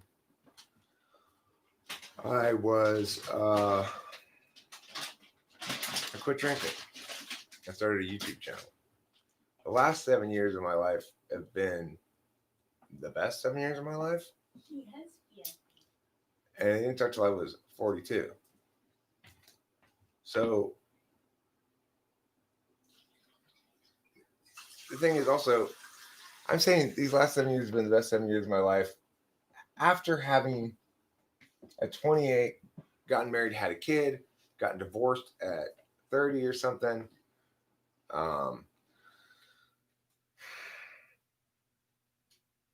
Raised a child successfully all the way through till she's now 22. But these last 7 years, since I quit drinking, have been the best 7 years of my life. Now, it doesn't always go great instantly for everybody who quits drinking. If you've been quit for a year, if you're totally sober for a year and you're depressed and you don't know, do you know what's wrong is the question in part. Like, why, what's depressing you? Is it circumstances? Is it, Can be. I mean, this guy in particular I'm trying to hear, I don't know, we'll see what he says. Yeah. I don't mind dying, I just don't want to be there when it happens, Woody Allen says. It's a funny quote.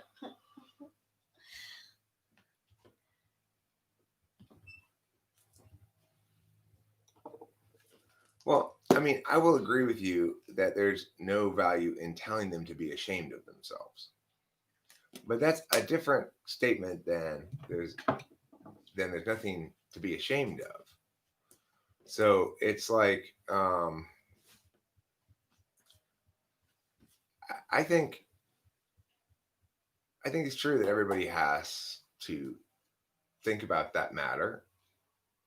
It's a reality of human existence, and it's something that is plausible for somebody to do. Um, but the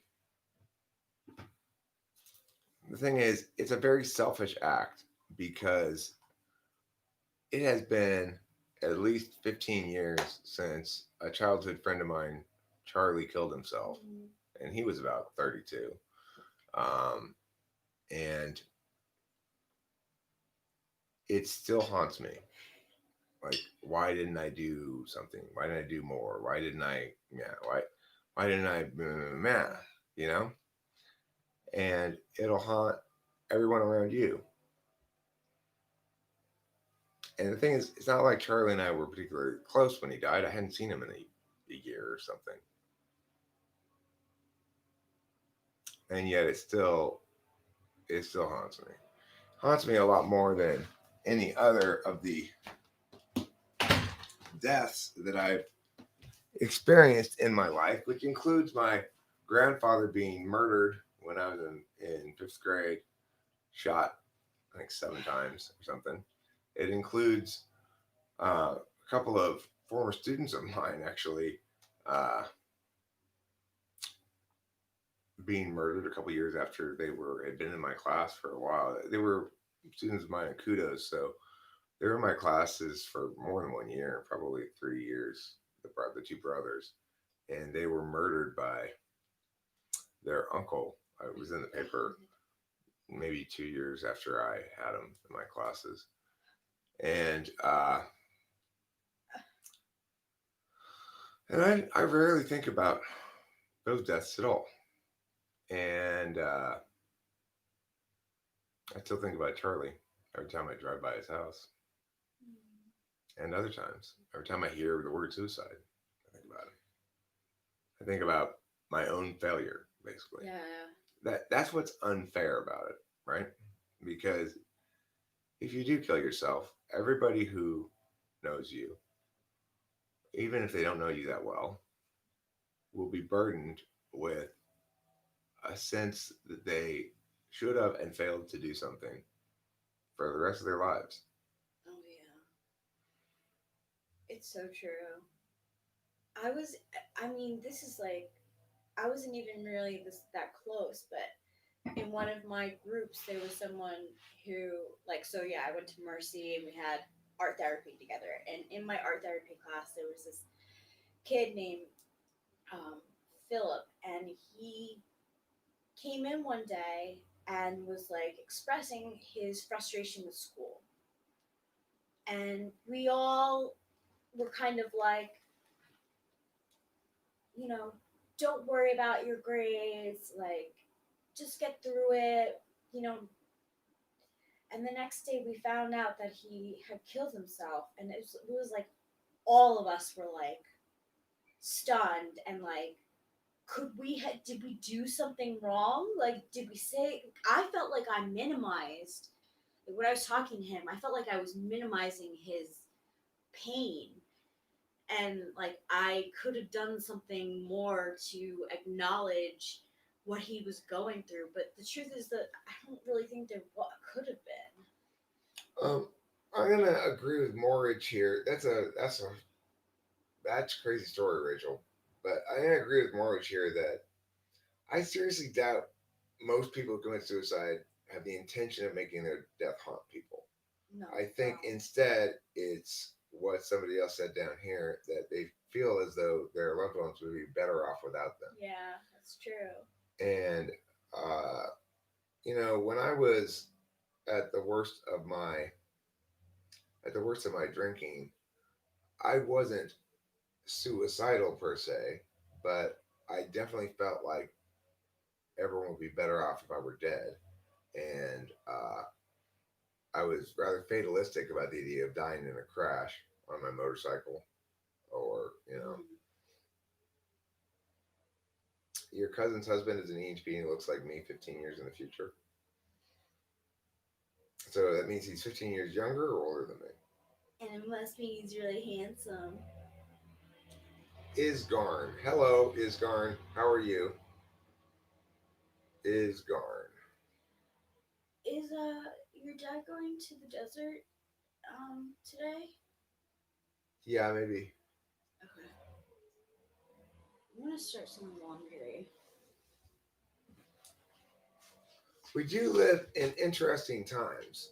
It's like, uh, we'll see what ends up happening. Right now, the interestingness of the times are mostly depressing to me. I find myself, sighing about the state of the world. But the thing is, this is unprecedented. I've been alive for 49 years and I've seen the world change a lot, but I've never seen anything like this COVID shit. And True. and it is, there's a sexy, sexy lady over there. Sorry. It's an interesting time. What's going to happen in the world? I don't know what's going to happen going forward. It's that's one of the things that makes it so interesting, is that well, that's good, Spencer Jones. At least you smoke the right cigarettes.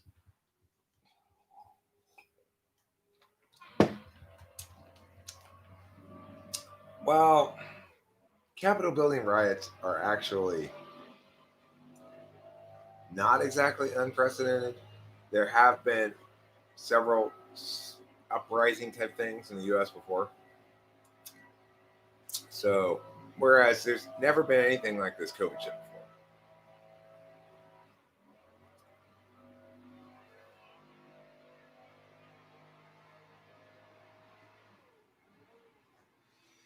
Hero Lamb says, motivating a discontented person to not kill themselves works for that instance, but does not help the person as a whole. There'll be another time you have to change their thinking pattern. Well, you're just, it doesn't, the idea behind it is more like, help an individual get through a very dark moment in their life, and know that the time's passed and things change. It's like we all have our dark moments of the soul, and it's not so much that they're representative of a failure to think well as they're representative of a dark period, for a variety of reasons.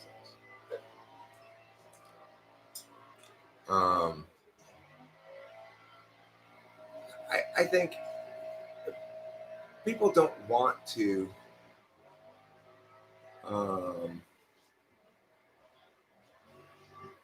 people don't want to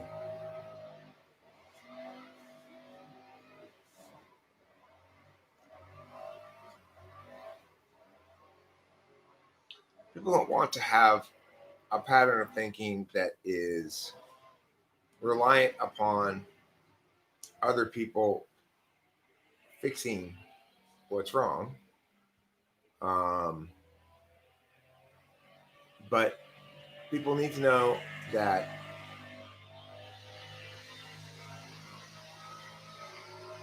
others care, and that there are better alternatives, and there are other ways to think about things and so forth, because it's it's possible for anybody to get into a dark loop, you know. So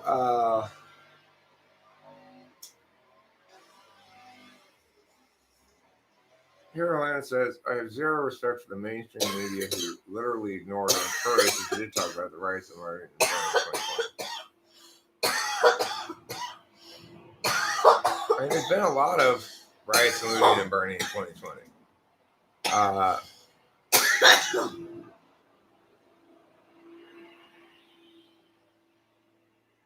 For example, a lot of Black Lives Matter protests ended up being destructive. There were various riots and lootings throughout the year. Why do you keep hearing ACDC? I don't know, but what you might be hearing is the leaf blower in the background. It's funny that it would sound like ACDC. Living exact, living free. Season ticket on a one-way ride. This can nothing leave me be. Don't need reason, don't need rhyme. Ain't nothing that I'd rather do. Going down, party time. My friends are gonna be there too. I'm on a highway to hell. Highway to hell. For those about to rock, we salute you. Great title for an album, isn't it? Yeah, that really is. That's a I great thought you title. made that up. Yeah, No, that's an great. AC/DC album title. It's a great AC/DC album title. For those about to rock, we salute you. It's also a song by AC/DC. I think it's a pretty good album, actually, if I remember correctly. I used to listen to AC/DC as a kid. Shoot to thrill, way to kill. No, too many women and too many pills. And I can't get enough, and I can't get my fill. It's still rocking. Yeah, AC/DC is pretty great. They have a lot of great songs, you know. Yeah. The funny thing is, I don't think they really got worse when they changed when that dude died. Their main, who was before that their main guy, the guy who sings on "I've Got Big Balls, You've Got Big Balls." That guy. What was his name? He also sings on "Dirty Deeds Done Dirt Cheap." Dirty deeds done dirt cheap. That guy, he died, and they replaced him with the guy who sings on Back in Black album.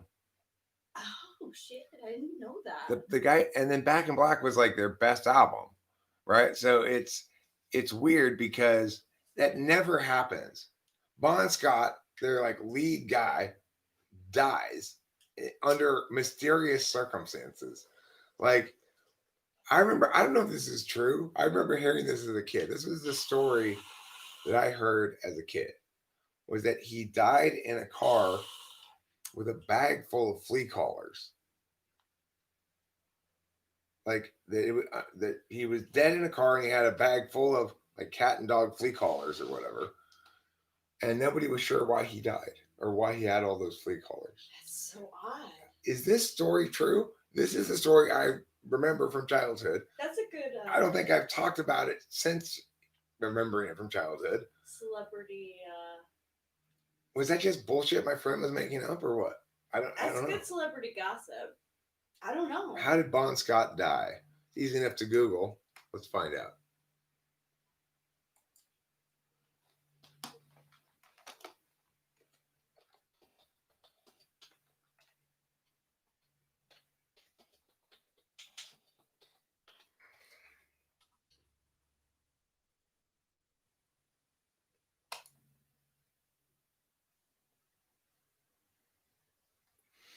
Sometime during the late evening of February 18th and early morning of 19th February, Scott passed out and died at the age of 33.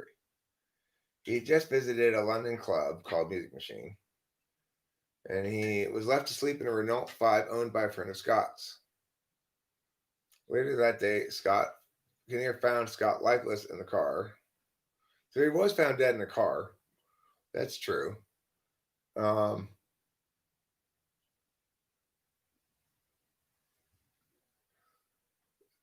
the chronology of events on February 19th and when exactly Scott was found dead has been challenged by Jesse Fink's 2017 book, Ball on the Last Highway, which quotes UFO guitarist Paul Chapman as having been informed early that morning by Scott's friend Joe Fury that Scott was dead. Kinnear said he found Scott in the evening. Chapman claims Scott and Fury were with him the previous evening, February 18th, and Scott left his apartment to buy heroin, never to return. Fink's book also reveals Scott and Kinnear were not alone in East Dulwich, but with a third person, Zena Kokuli, who stayed over at Kinnear's apartment while Scott remained in a parked Renault.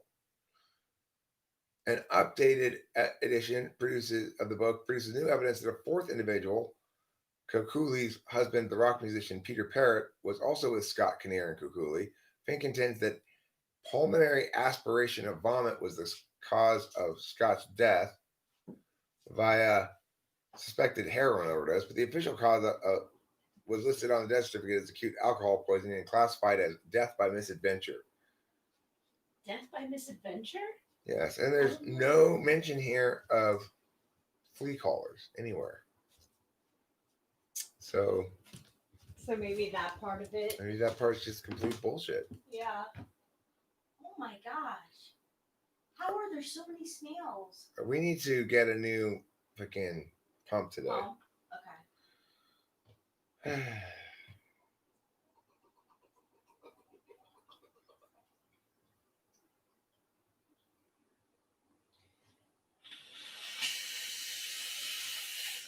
Inconsistencies in media accounts of Scott's death, such as the incorrect spelling of Kinnear's first name, have been cited in conspiracy theories, which suggest that Scott was killed by exhaust fumes redirected into the car, or that Kinnear did not exist.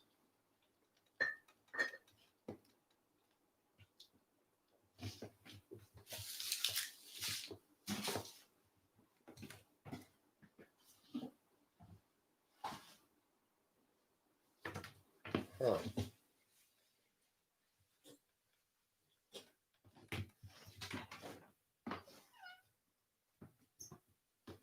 So apparently, the issue of whether Scott's lyrics were used uncredited on an album on the Back in Black album is an enduring topic of debate. Scott's girlfriend Silver Smith, now deceased, and Holly X, a pseudonym, both claim Scott wrote the song "You Shook Me All Night Long." Oh, that's a huge song of theirs. Yeah. She was a fast machine. She kept the motor clean. She was the best damn woman that I ever seen. She had the side to side, talking big old thighs, knocking me out with those American thighs. But I was already there, and the world was shaking. The earth was quaking, my mind was aching, and we were making say you shook me all night long. You. Shook me all night long. You recommend getting into sports betting for a poor person? That's not a good recommendation. That's not good advice. That's terrible advice. Gamble more. Gamble more is not good advice for making money. You've been making money on a lot of NHL games? Really? Well, maybe you're good at sports betting. No, that is a terrible sport to bet on. That is such a terrible sport to bet on. Really? Because it's very low scoring. Yeah. Well, I mean, there are a lot of different ways to bet it.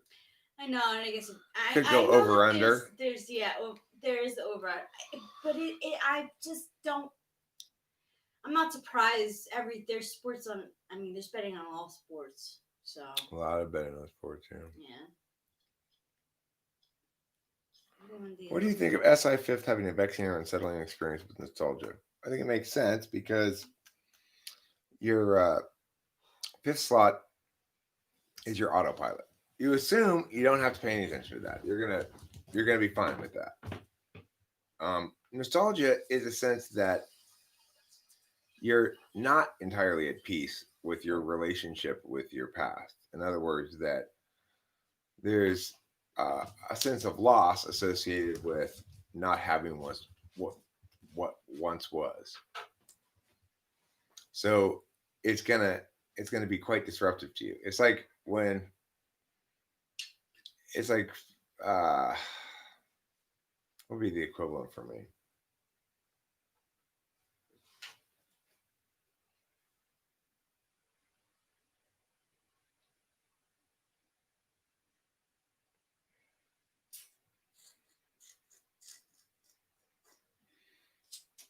I'm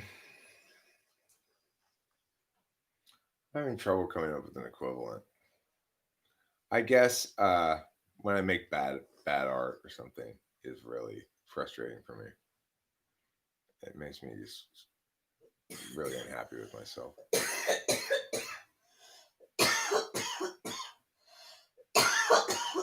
You have to stay in your 15-kilometer circle or else you pay 500 euros? That's so silly. I mean, I get that too, though, Legends Fall. You know, it's I used to call that ontological terror. When I wake up and with some sort of memory of what used to be, and then I'd sort of almost have this panic attack, like things have changed and I've lost things while I wasn't paying attention. But now that I'm back at my parents' house, it's like I don't really have that feeling anymore. I get to experience more of the change myself rather than coming home periodically and seeing all of a sudden my mom's more deteriorated. And, well, in some sense, as you hate nostalgia, there are instances where I hate NI. You know, you will hear me talk shit about Eckhart Tolle and Alan Watts, who are very NI people, because I don't like the way that they're positioning their esoteric sounding bullshit as meaningful, when really they're just saying important truths are too holistic to parse out. Yeah. And to me, that's sometimes true and sometimes not. But it's like, if in fact important truths are too important to parse out, then there's not really a whole hell of a lot we need to hear you say, Eckhart Tolle. You know? Okay, we'll be in the moment and go, okay, well, why is that better again? He's a 5. That's why it's better. I think he's just mad what I did to his mom's face last night. Oh! Burn Eckhart Tolle's mom. Burn Eckhart Tolle's mom. Eckhart Tolle's mom. Eckhart Tolle is obnoxiously superficial. Which is like so interesting because he is an INFJ. Like he's like not like Eckhart Tolle is to words what Brocco is to facial expressions. Yeah.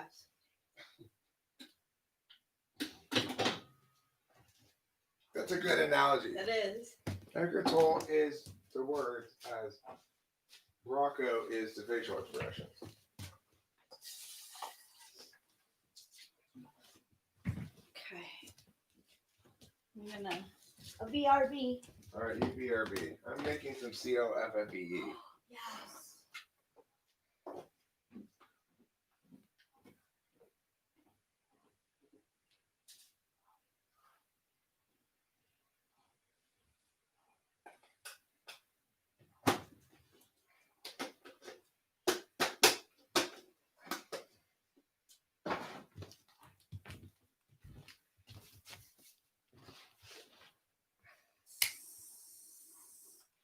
So TE fifth is why you hate the kind of line that advertisers and politicians do. I think you hate that kind of line because of NI third, not because of TE fifth. I think what you hate with TE fifth is when you probably hate theater, you know, stuff that's like health theater, security theater, stuff that's gesturing at making things better but not actually doing so.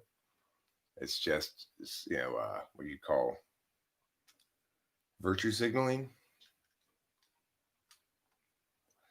I think TE fifth would really hate that shit. I mean, I hate it too, uh, but I hate it because it doesn't validate on TI grounds. I think as a TI Dom, TE fifth, you're gonna especially despise theater. Action that's only purpose is to look purposeful and not actually do anything. Talk some about SI8. It's weirdly unconscious. I've noticed one of the differences between me and Rachel is I know how to SI in the moment, and she really doesn't. So when I get into bed, I want no stimuli, and I want to ride, and get all comfy and stretch and yawn, and then roll over my side and chew my tongue, and then like pretend in my head until I go to sleep. She likes to have like shit playing in the background or whatever. She doesn't really want to have a stimulus free environment to sleep in because she doesn't know how to SI. It just sort of happens to her, you know?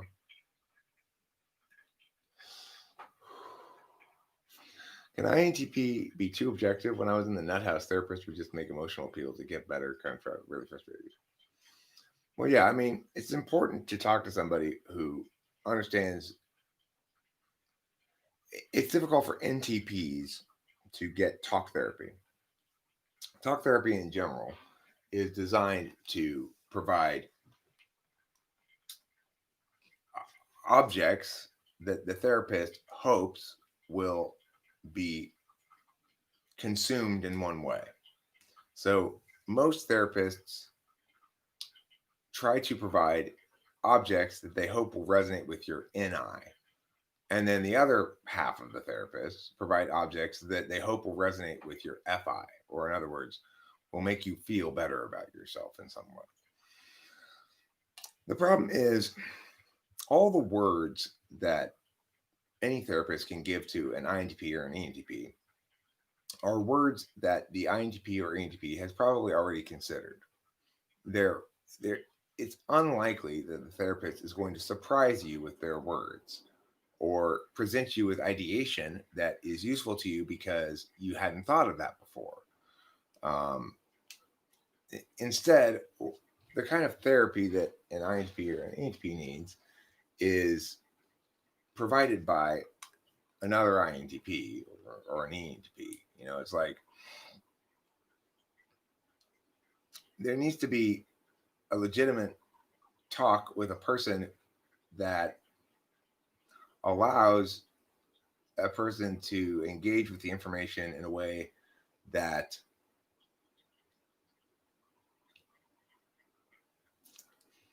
that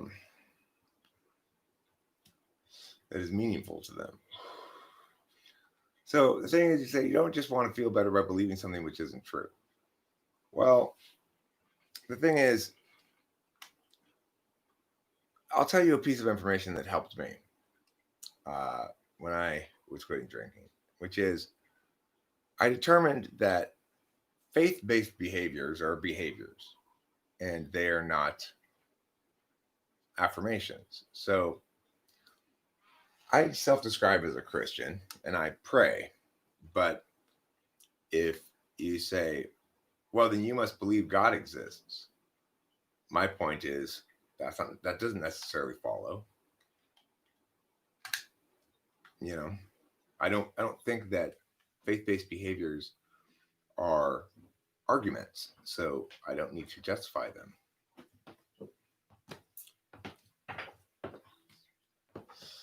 In other words, because I don't predicate prayer um, on argumentational theses such as God exists, therefore I should pray to him, but rather on I'm engaging in this behavior as an exercise of humility.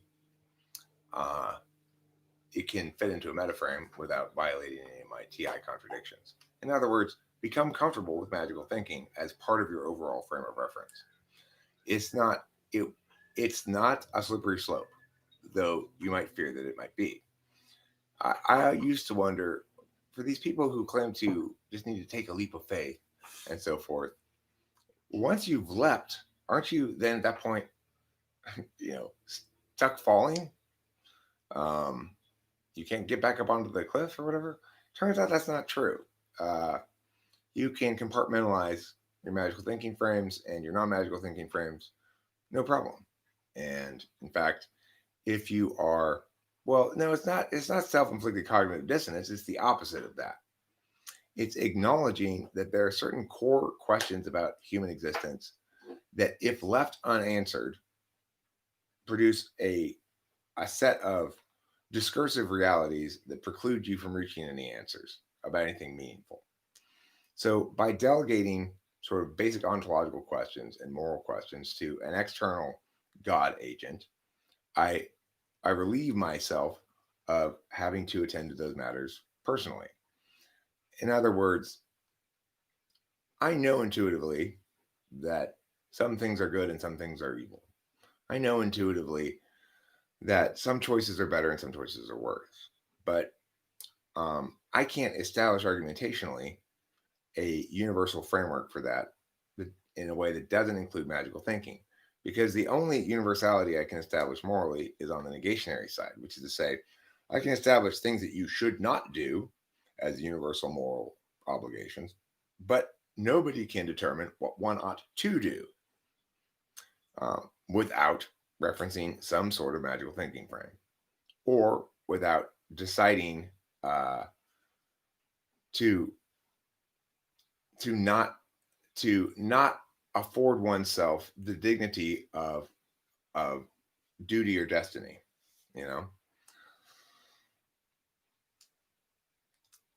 That's called dirty rotten scoundrels, Katie. I'm happy I'm the person who remembers the name of something once. For once. Usually I'm asking what the name of something is and other people are remembering what the name of it is, but this time I'm the one who's remembering the name of something. No, I mean, I think that there are universal moral obligations against. So in other words, when you say you have the right to free expression, what that really means is that others don't have the right to use force to prevent you from expressing yourself. And there are lots of other negative right kind of things. The only positive right obligation that one incurs, it could be called universalizable, are always particularist, namely their contractual obligations reached between two parties, or two or more parties. So the thing is, the real question that each of us tends to ask, though, is not how can I not be a bad person, but how do I be a good person? We should all be able to agree on how to not be a bad person, because it's universally so that your religious beliefs are not more important than my freedom of expression. So in other words, if I want to draw a picture of Muhammad, my right to do that outweighs your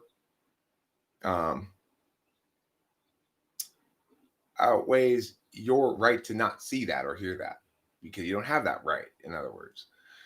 Now, you might say that I'm nevertheless, in some sense, positively morally obligated to try to actively respect that other culture or something, but that wouldn't be universalizable. What is the purpose of anything, and why would anything be good or bad unless there was a magical explanation? Well, negative rights they aren't derived from a magical explanation, but they are derived from an axiom, which is to say something that you can't prove, you just have to agree with or disagree with. And that axiom is that people can't be property. If you accept the axiom that people can't be property, then all other negative rights follow from that. Or if you accept the principle that you own your own body. In other words, people can't be other people's property. All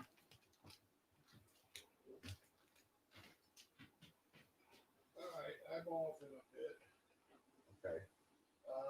Tomorrow is garbage day, but No. Okay, yeah, it's off with the cans out. well, that's what I was going to tell you. They're alternating, so tomorrow is just garbage and breathe roll blue, Okay. and so I'll be at Shadow Ridge. I'll be home Thursday noonish. All right. Anything goes. Yeah, we'll go down from there somewhere. I never saw them when they were on the tree, but yeah, we got two of them. Are they all screwed up? Well, no, we're gonna. This one's kind of hard. Well, yeah, but Actually, barking actually good. This one. One's pretty rare too. Probably yeah, looking, I think we need to get lightning just a couple spots.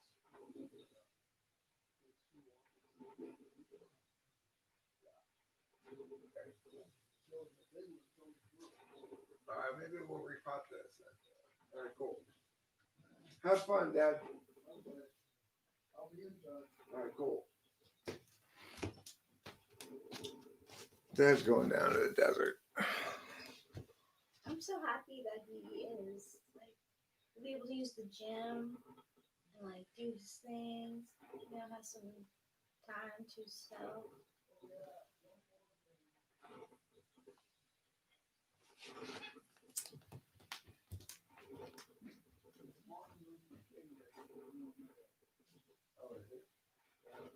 And then tomorrow it's going to be 3 day at least.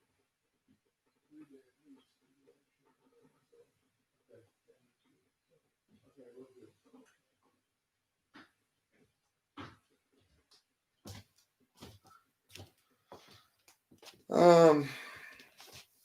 Well, I mean, the thing is, the key point is you can derive a universal negative framework from axioms. One axiom, actually. But you can't derive any positive moral framework from axioms. That's the key distinction. So whether or not you think deriving a negative moral framework from axioms renders it universal is a matter of labeling, I guess. Yeah. Just a matter of labeling. But whether or not you can derive a consistent framework from axioms regarding positive moral duties versus negative, that's not a matter that's in any dispute or open to dispute or just debate, really. It's like it just is the case that it's not possible to axiomatically derive a positive moral framework, and it is possible to axiomatically derive a negative one. Is that important, that distinction? That's up to you to decide. But the distinction is a real one and is indisputable.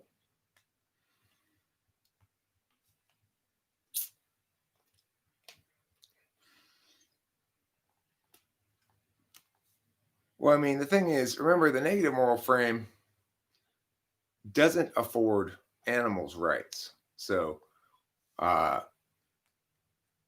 you wouldn't want to constrain your moral framework to just a negative moral frame, because that would permit torturing animals. And I don't think that that's morally acceptable. I don't think really anybody does. So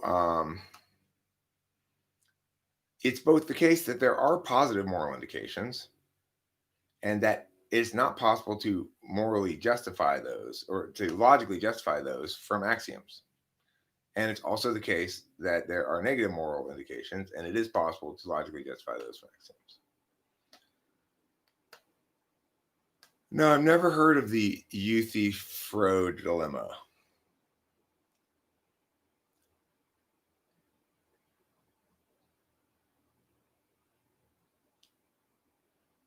Well, Pistofferson, we do think it's acceptable to kill animals. We don't think it's acceptable to torture them broadly as individuals or as a culture. That doesn't mean it never occurs.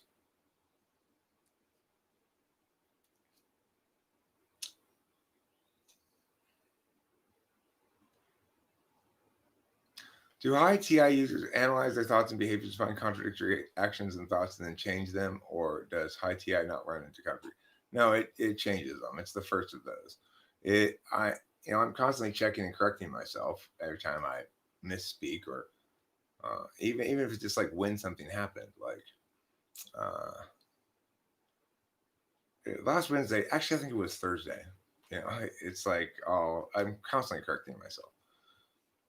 But the thing is, ESFPs contradict themselves much more, but correct themselves much less.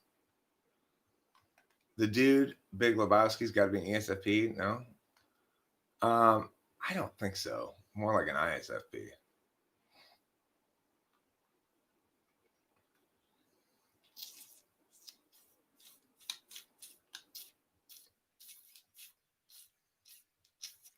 We don't have laws that make it illegal. Is that not condoning it? No, definitely not. That would suggest that every new bad behavior is condoned until it's made illegal, which is not the case. So, and there are laws that make torturing animals illegal. There are definitely are such laws. I never tortured an animal, but I killed one as a kid to just kill it. Is that evil?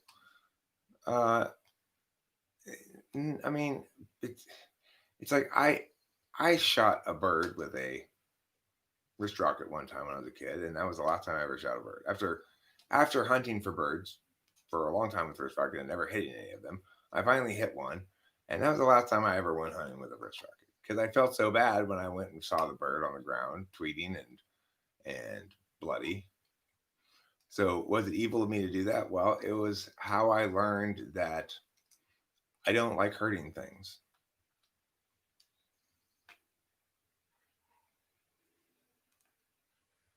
Now, that doesn't mean I want nothing to ever be hurt. So if you're causing harm to another sentient being and there's no good reason to do it and you know it's wrong, then you're an evil person. Well, see, there's your if you know it's wrong part, right? So I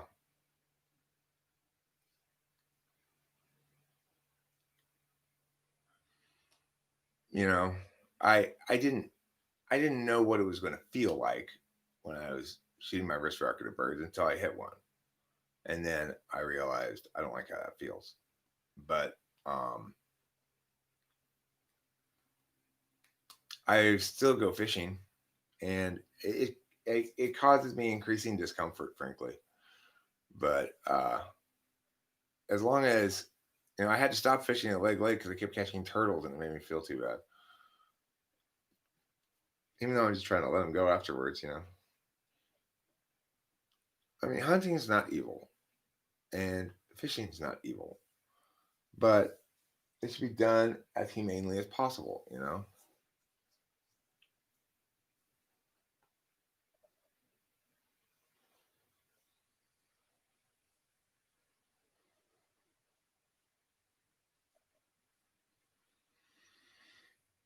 So, Pistofferson says, fair enough. Why are there such animal protection laws? It seems as if we could slaughter some non-human animals, that penalty all should be fair game.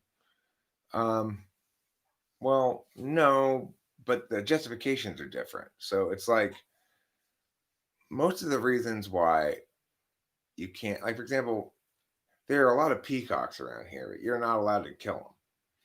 If you hunt a peacock and you get caught, you'll get in trouble. And the reason is there are rules against hunting wild populations of large birds in California. And so, and the justification for that is not that those birds have more rights than cows and pigs. It's that those animals aren't for eating. So you shouldn't kill them. We should only kill animals that we eat, is basically the principle behind it. Dogfighting is not moral, but it's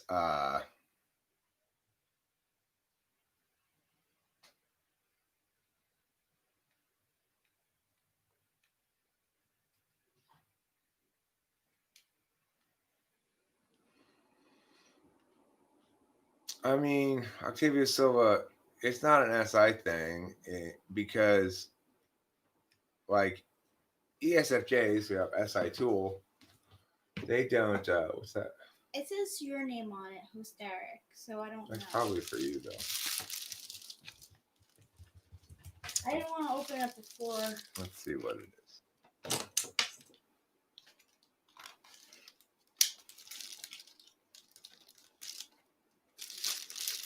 Well, I mean, the thing is, we've set aside animals that we farm: pigs, cows, and chickens, and in some cultures, some fish. This has got to be for you. Okay. Yeah, this is some kind of makeups. Oh my gosh. Let's see what this card is. Is Vincent's mom here? I don't know. That's probably Vincent's mom. It is. Oh my gosh, like, I had heard about this palette.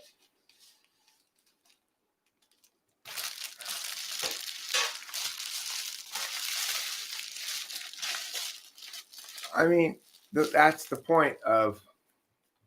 That's one of the points of the negative rights framework is that negative moral obligations don't apply to animals. And so you get to be picky and choosy. Whether or not you think you have a positive moral obligation to apply them to animals is a personal choice. It's not a universal. So it's like vegans might be right that the preponderance of the evidence suggests one perhaps ought to take upon oneself the moral duty to stop eating meat, but they can't argue that there's a universal moral prohibition against it. In contrast, murdering people, you can argue not only ought you not murder people, but there's a universal moral prohibition against it, which is to say, we can derive this conclusion from axioms, not just from intuition.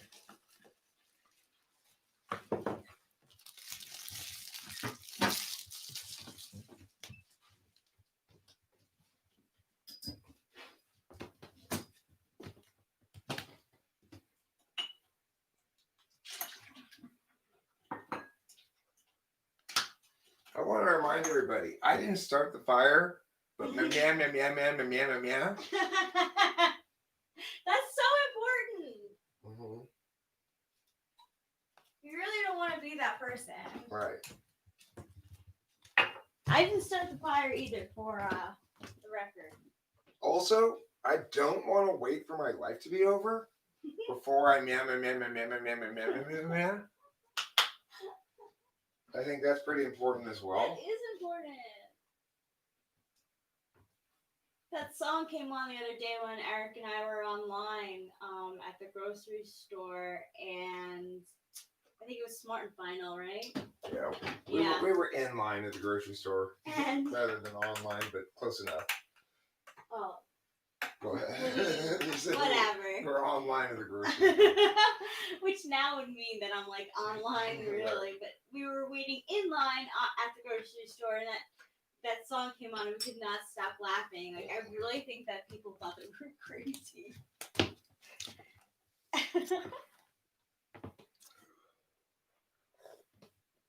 So we have this like cool tin now to do something with. Your friends say it's wrong to hunt, but they'll still eat meat. Then I argue, why get mad at one when we still encourage the other to eat meat? I think it's okay because meat is food. Which I'm not saying I don't eat meat, but the argument still doesn't sit well because, in a way, they're still supporting the killing of animals because of the fact they eat meat. Well, I mean, believing or accepting that animals will get killed so that you can eat them is not the same thing as saying I want to kill them myself, right? So I know that burger I am eating is a dead cow, but I don't want to be the one responsible for killing the cow. I would like that unpleasant task to be delegated to a specific segment of the population that doesn't have a problem with that. I personally don't like to kill things. I don't like to kill things either.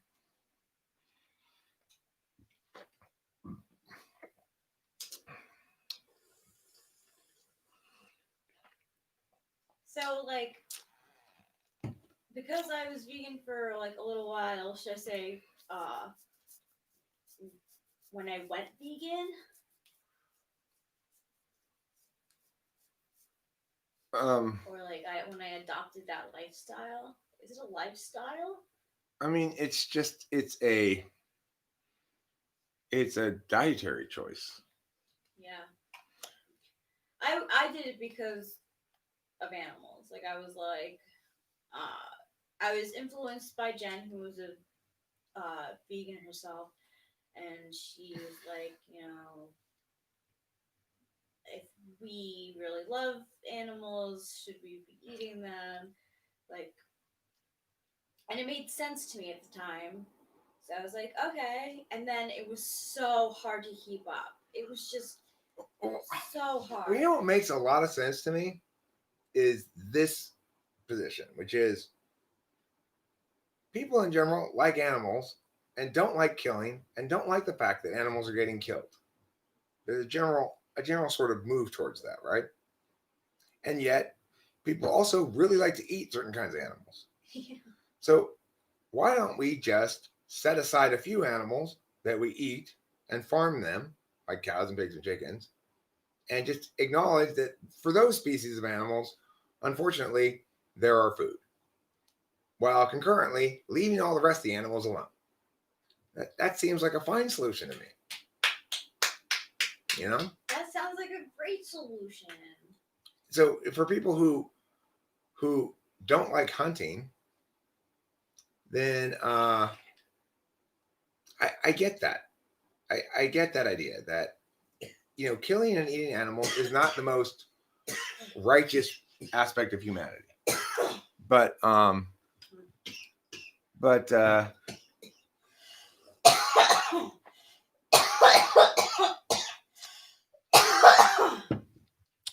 I'm not saying there's anything wrong with killing something and wearing it. So I'm not saying that there's inherently wrong.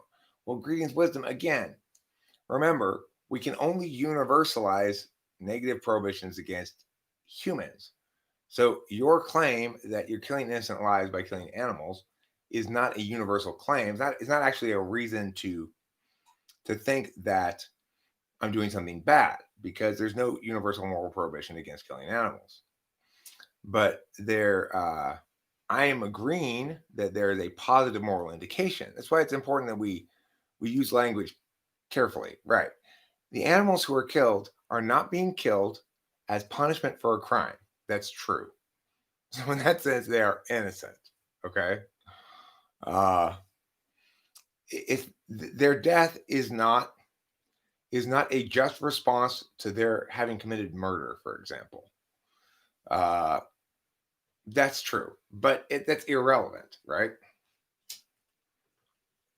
Was I smoking weed earlier? Yes, I'm gonna smoke weed again right now. In fact, so I have quit drinking, but I never quit smoking weed. And oh no, there's still some, right? and, yeah, there's some. And I personally think it's been an important part of my overall well-being, frankly, that if I didn't have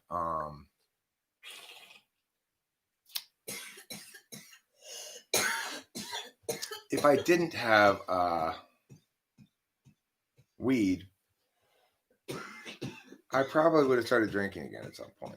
At a certain point, you just need a head change, you know. And weed doesn't provide much of a head change.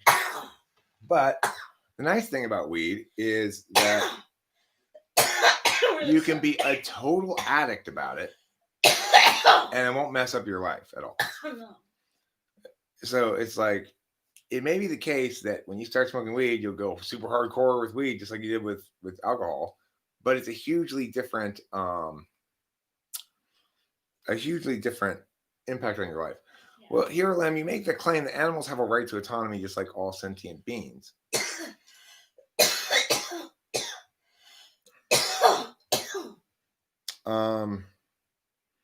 I mean, they don't. There's no reason logically to conclude that.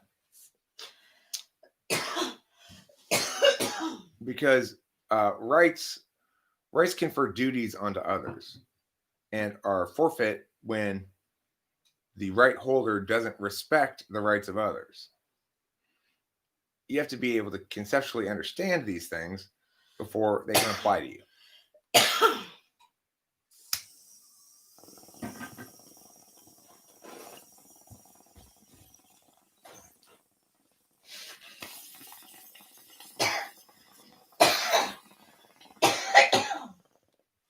Thank you for the coffee, by the way. Sure.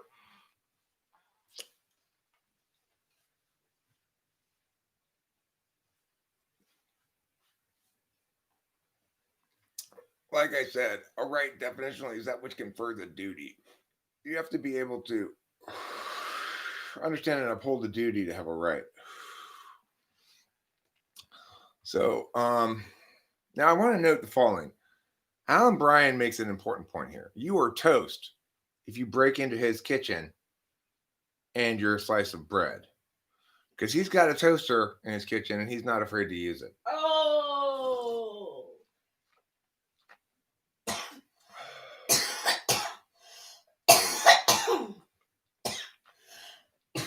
No, greetings, wisdom. I don't view morality as subjective.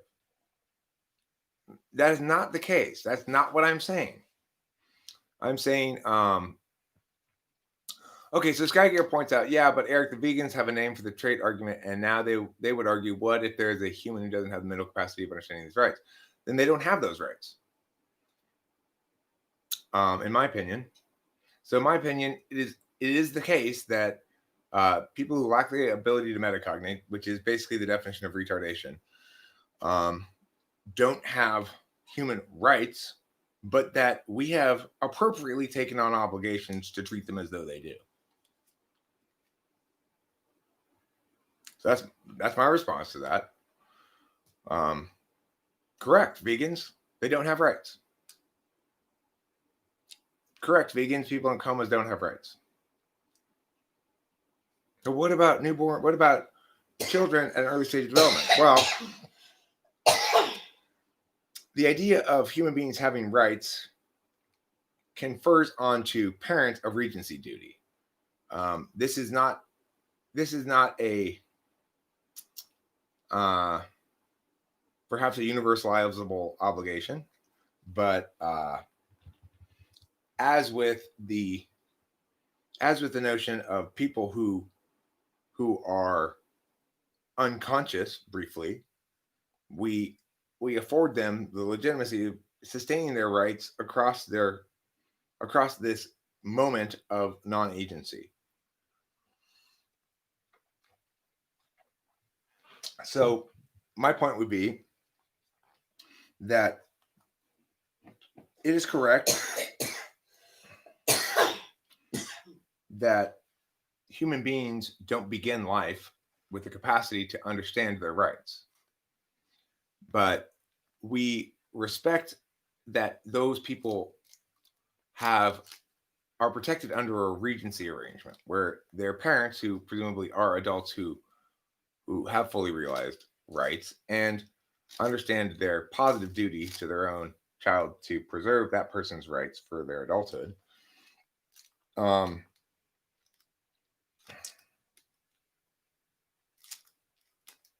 That's how we deal with that. So, it's like all human beings are afforded basic human negative rights, such as bodily integrity, um, the most basic bodily integrity, which is the right to life, right from birth. But all other rights are earned as they increasingly understand the nature of them. So it is not the case that a newborn baby has the right to bodily integrity, which is to say, the doctor is going to pick up the baby. The baby has no capacity to take itself to the nursery and put itself in that warming box they put them in. So it has no right to refuse to be touched, right? It develops that right as it understands its identity and etc. So the only right that we tend to preserve for people, regardless of their stage of development, is the right to life. That's the one basic universal right that precedes all other rights. So if anybody is going to have rights, then we have to allow for early stage of development people to uh, to have the right to life before anything else, so that they can continue to develop and enjoy further rights. But yeah, my position on that is it is in fact the case that people who are not capable of full human sentience don't have rights. They don't have negative rights. That the ability to have a negative right is contingent on the ability to uphold the duties that rights confer. Understand and uphold those duties. If you can't understand and uphold those duties, you can't have a right. Naturally, that's axiomatically so. So it's not the case that there is any universal positive moral obligation to not eat meat. Okay. And there's no negative moral obligation against harming animals. The reason is because they don't have rights, and the reason they don't have rights is because they cannot understand and uphold the duties that rights confer. So these things are all indisputable. Now, whether or not we have a positive moral obligation to animals is another question.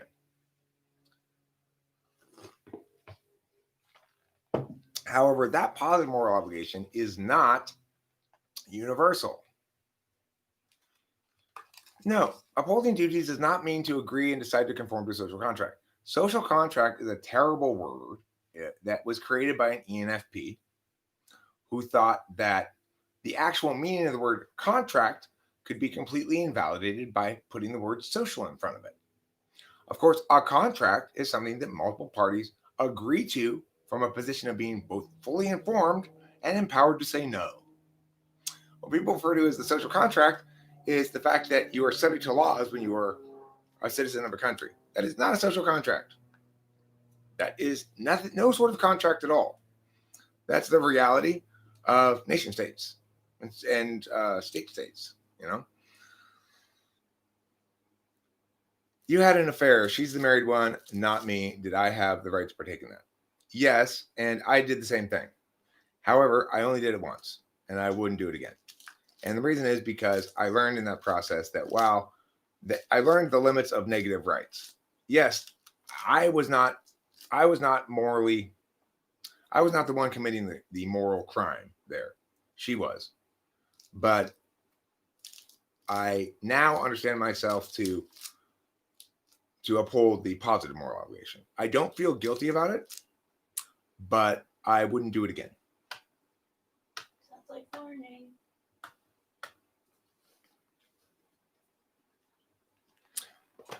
Well then, but see, Upton Place 48, social contract is a term of art. So that's another good example of a term of art that I can explain how we have to treat it as a term of art. Foreign policy is a term of art. It doesn't mean literally the policy of foreign countries. It means our policy towards foreign countries. If you were to just pretend that you could modify the word policy with the word foreign and make arguments that, in fact, I was talking about the policy of foreign countries, then you'd be wrong. Say so too with the word social contract. Social contract theory is something very specific that says that being in a civil society means you have engaged in a social contract where you give up some of your rights in exchange for protection from the state. The problem is the idea that it's a social contract is meaningless. It's a way to invalidate the word contract, because contract is consensual and agreed upon by multiple parties who are fully informed and have the ability to not agree to it. So it's not a contract at all. So why would we call it a social contract? Well, because people who want to violate more rights for communitarian reasons, hey, Unify, it has been a very long time. Wow, there's a blast from the past.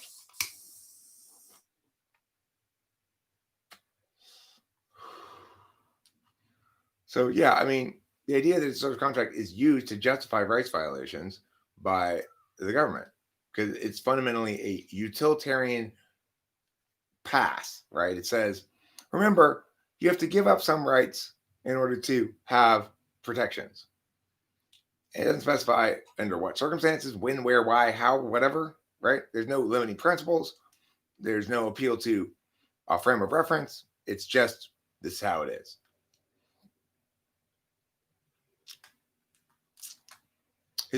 Is betraying what's right okay for gain of intense pleasure? Well, no. I mean, so it's not right to have sex with a woman who's not your wife, right? It's not right to cheat. Cheating is wrong. Cheating is wrong because it violates your partner's contractually attained right to your fidelity. Presumably, you agreed to be a monogamous couple beforehand. So at that point, they have a positive right, but it's contractually attained by consensus by two individuals who freely choose, as fully informed individuals, to engage in the same thing.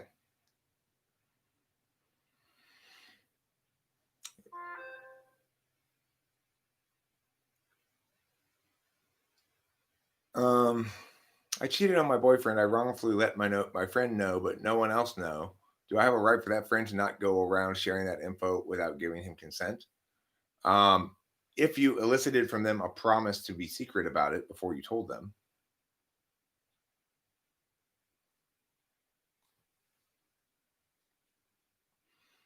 I mean, the reason cheating is so wrong is because your partner has built their map around the idea that you are going to be faithful. And that you're their teammate, that you're the end of the intimacy chain. So that their secret, you share all your secrets you're going to share, you share most of them with them. And if there are secrets you have that you're going to share it with them and not with someone else. And if there are secrets that you don't share, you're not going to share it with anybody. You're not going to share it with somebody else instead of them, right? Well, cheating is the ultimate way of betraying that intimacy mapping process. And the person who's going through life happily assuming that everything's fine on this relationship front, because you're not always with your relationship partner in real time. Most people spend a lot more time apart than Rachel and I do. So, everybody gets very upset when their map proves dramatically wrong all of a sudden, especially when it proves that way because of a betrayal of trust.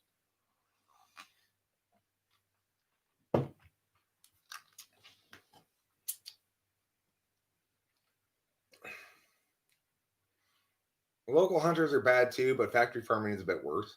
So, greetings, wisdom. If you want to talk meaningfully about this issue, you have to. I'm going to talk about Unify in a second. By the way, I'm not done talking about you, Unify. I'm going to go back and relate some Unify stories in a second.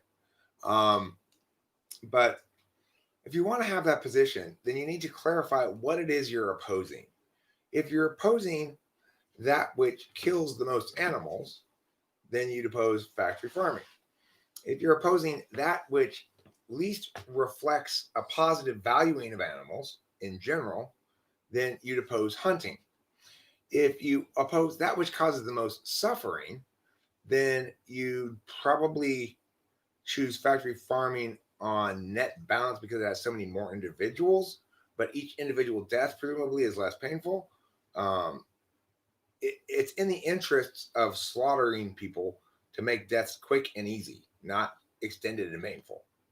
So it really depends on what your reasoning is. Greetings, wisdom, as to which is worse, quote unquote. Now, note, none of them are inherently wrong.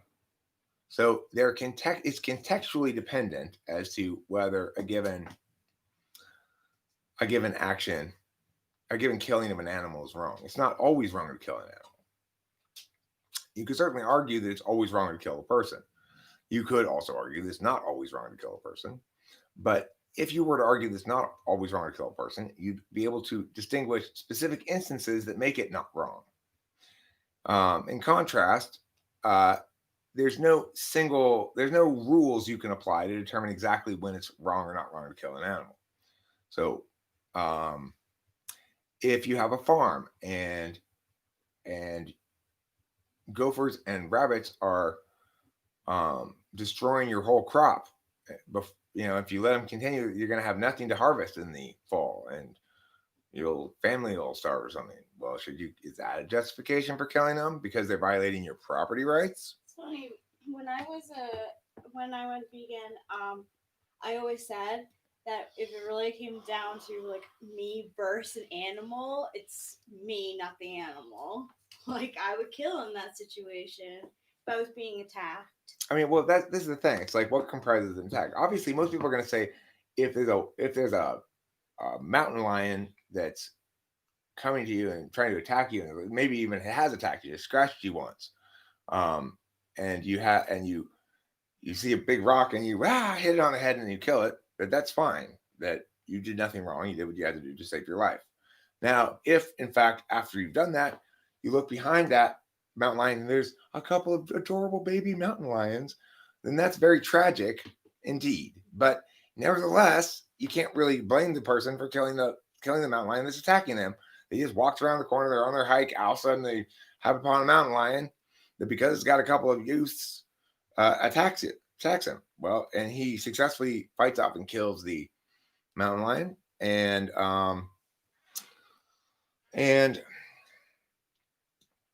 then it's really sad. But that's not, nobody's going to dispute that it's necessary. On the other hand, how much damage does an animal have to do to your property before it's justified to killing them? If the peacocks sometimes come around here and they'll eat some of the fruit off of the fruit trees. The squirrel comes and eats these peaches from the peach tree. My dad shoots the squirrel with a pellet gun, and it doesn't kill the squirrel, but it makes it go away. My dad wouldn't care if he did kill the squirrel. He doesn't. He, in his opinion, that squirrel is violating his property rights and deserves to die. So the thing is, where exactly the line is drawn there is a tricky one, right? Greetings, wisdom, because you're not just talking about the possibility of self-defense. So, like, animals can make your life miserable without it being a matter of self-defense. What if your house becomes infested with rats? Should you just let them all stay there and live with you? Because they're not going to clean up their own poops after themselves. They're not going to be good house guests. The point being, it's not possible to draw a clear line when it comes to animals the way that it is with people. And so that's why that's why it's not universally a moral obligation, but rather just contextually or particularly a moral obligation that you confer upon yourself for reasons of your own. It's wrong if the parties involved aren't willing participants. Eric, pardon for not knowing the context of this conversation. So I want to talk about Unify / Jerome. How long ago was it? It's probably 4 years ago, 5 years ago. Unify lived in Detroit, and on a whim, one day, I said, "You know what? I want to go visit you in Detroit." I'd never seen him. I'd only heard his voice before, and mostly read his text. Had no idea what the guy looked like or anything. And but I was curious to go to Detroit, and I don't remember the exact context by which this happened, but I just said, "You know what? How about I come visit you in Detroit? I'll book a hotel room in Detroit, like right now, so that I know I'm going to go do it." And then that's how I set up the trip that was known as Mission Detroit. And on that trip, I visited other people on the way, as after I originally set up to go to visit Unify in Detroit, then other people said, "Well, why don't you stop here?" And I said, "Well, I also want to stop and see other people on the way." And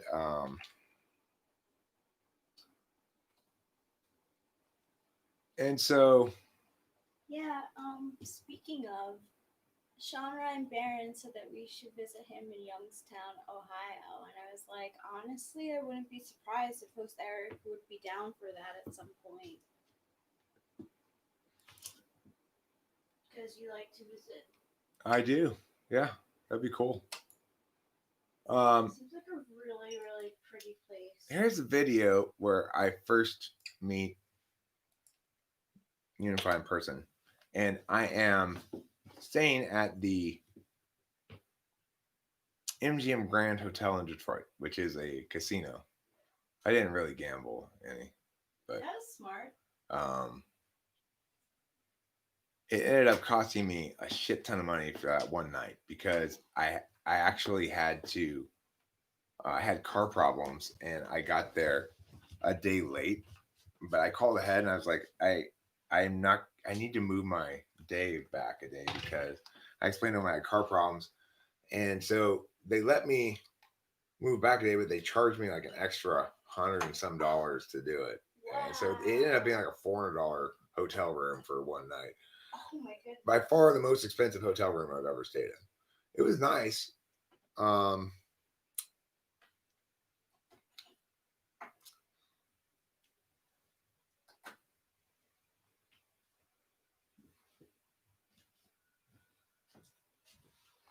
mean, I think what you're saying, Greetings Wisdom, basically is that overall, if you look at all the various utilitarian factors, that it is definitely better for people to not eat meat. Well, I would agree with that in general. But I'm about language precision. So whether or not in general it's true that it's generally morally better for people not to eat meat when you look at the totality of all the reasons, that doesn't create any particular obligation for any particular individual. And that's why my point is not that you're wrong in your instincts, but that you're imprecise in your language. So that video there with Unify, that trip was very life-changing for me, really.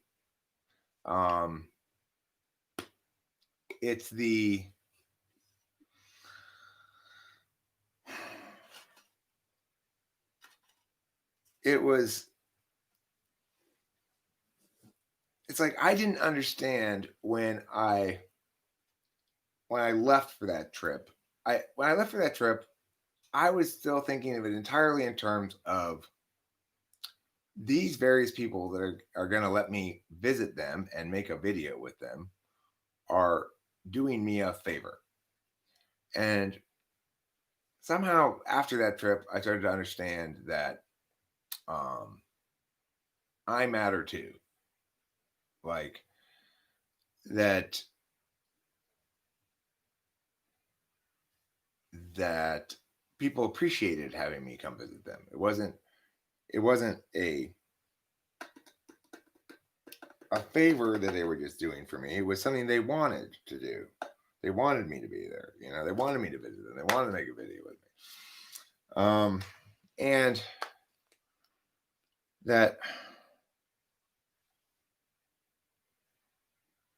I had value as a as a uh,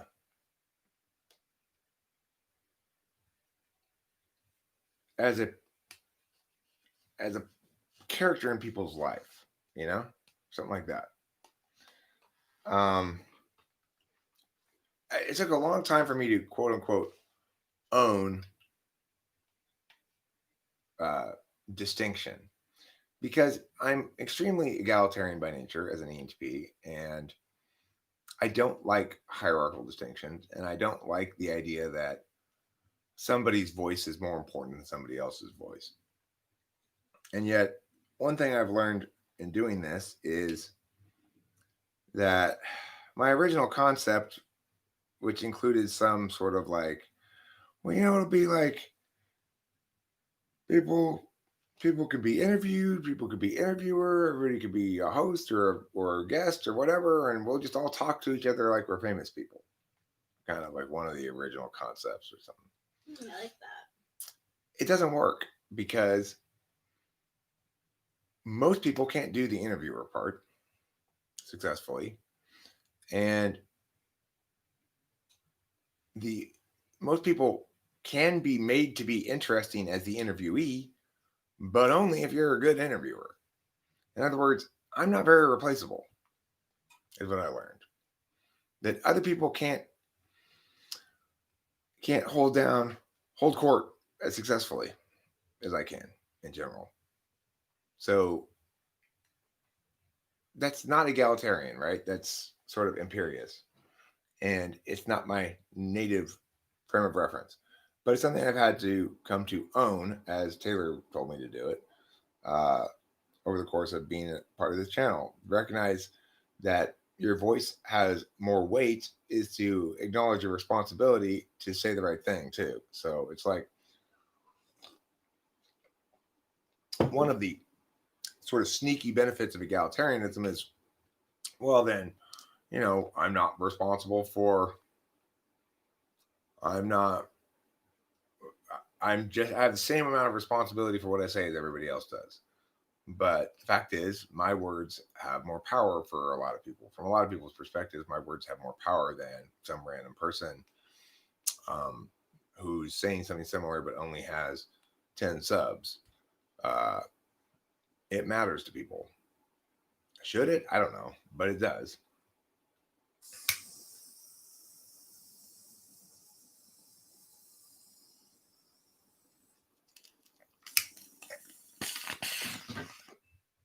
You know, I went through a very similar thing with debate coaching. My kids started winning right away when I started coaching debate. But it took me years to believe I had anything to do with it. For a long time, I was just sure it was just fluke, luck. I said, why do you keep getting lucky like this? What the fuck is going on? Well, eventually I realized I'm actually good at it. In fact, not just am I good at it, I'm better by a fair margin than almost all the other coaches. I'm impressed. It's weird. It's like I'm not somebody who jumped to this conclusion by any stretch of the imagination, which is kind of why it's frustrating when people bust my chops for being arrogant or something. It's like, man, I was the last person to credit myself for like anything really.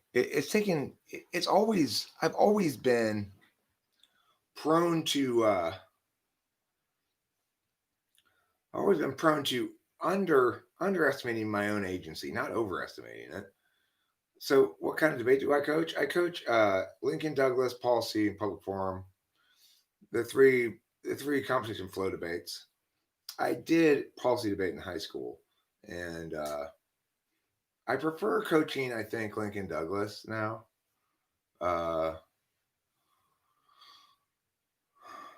Unifies an INTP, I think. I wasn't very good at typing people back then, so I don't know. He could be in theory an INFP. I don't know. Oh, you did CX in high school? Right on. Well, there you go, Spencer Jones. You need to remember something. You're an NTP who has a surprisingly marketable skill set. You can coach competition flow debate. You got a job doing that if you want. Now, I don't know what kind of work you currently do or what your employment situation is or whatever, but if you're not happy with whatever it is you're doing, you'll probably be pretty happy coaching debate. It's it's a it's the right spot for NTPs. NTP skills get rewarded in debate. And debate is like huge. Like I had no idea how big of a deal like debate competitions are. It really is a sport. Yeah, it really is a sport. Is that a beta quadra frame above? What is? Correctness determines credibility. Other types of hierarchy don't count.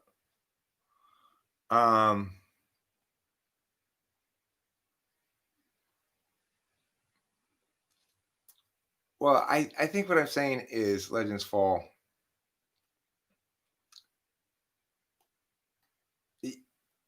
is beta quadra imperiousness is not non-meritus. So it is meritocratus, but it's just the notion that merit gets you higher status, and that's just how life is. That's how it should be. And that people have higher or less high status, and that's how it is. Now, the other thing is ESTPs and INFJs, ISTPs especially, but maybe something like ENFJs as well, they all secretly believe themselves, without really saying it out loud very often, to be superior. And I think that the opposite is true of NTPs. We secretly believe ourselves to be inadequate. You need a teaching license to coach kids. I started my teaching career in special ed. I had a provisional credential, which was allowed me to teach in the public schools. I never finished that credential, and then I went and got a job in private schools that didn't require that credential. Now I'm teaching as a private coach. So I had my own school for a while. I'm really being kind of not very work oriented right now. So so that's the difference between the imperious quadra, which is beta, and the egalitarian quadra, which is alpha. At the end of the day, INTPs and ENTPs alike are all continually lamenting their inability to decide on something and follow through on it. And it will always be the case. INFJs too. So the feeling of inadequacy is related to a thing that can't be changed. Well, I think that the fear of FE is being inadequate. The fear of FI is being evil. I mean, not the fear of, but the thing that represents failure in a given in a given area for FE is inadequacy, and for FI is immorality. if you let your personal interests motivate you to do something evil. That's a common storyline in anime, where I know you want revenge, but that doesn't justify you hurting this innocent person here. Kind of storyline. That's FI, a struggle between FI validation and FI counter validation.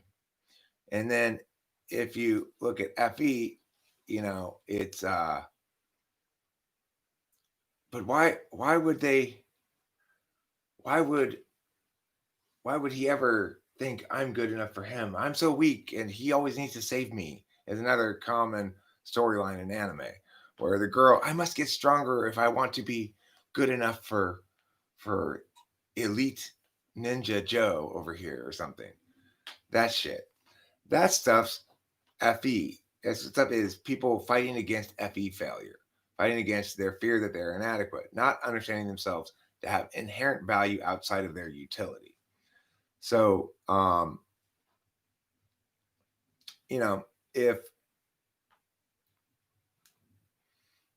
if that's paired with NI, that universal fear of being inadequate, if it's paired with SI, it's a personal fear of being inadequate. If it's paired with NI, it doesn't play out like that. It plays out like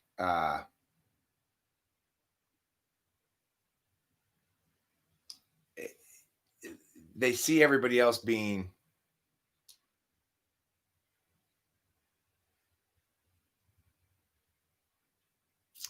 wrong in one way or another for particularist reasons.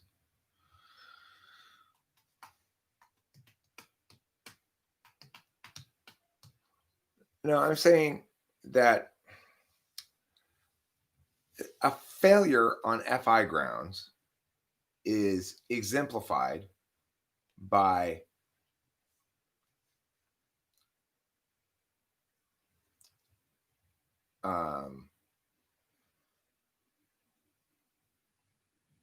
pushing one child down into the fire to get to your child to rescue them. That would be an example of FI failure. Your attachment to your own child has allowed you to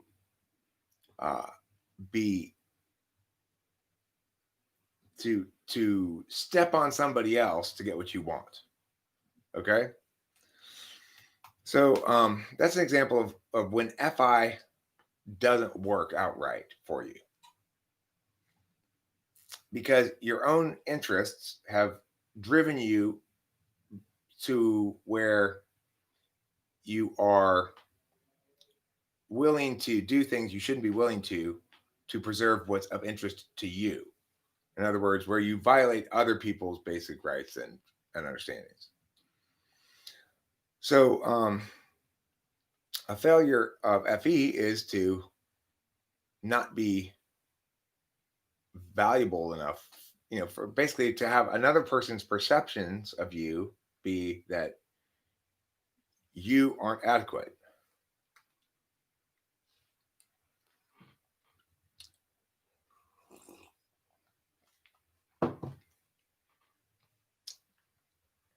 Katie says, I love arguing with ENTPs. Only know one in real life. Give them rope, keep your eye on the ball. They're all over the place and will trip and make a mistake.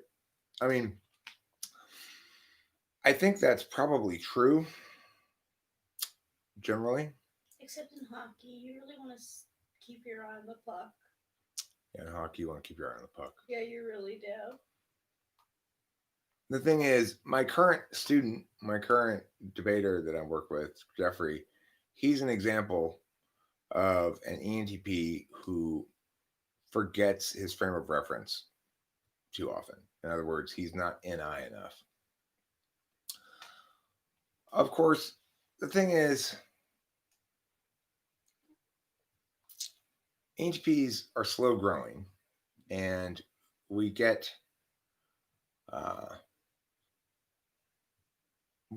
better or worse depending, but if everything goes right, we get better by learning from each one of those mistakes when we're younger and excising that. So I don't think it's the case that that happens with me at all. I feel like quite the opposite. I have a great deal of faith that what happened earlier in this live stream will almost never happen.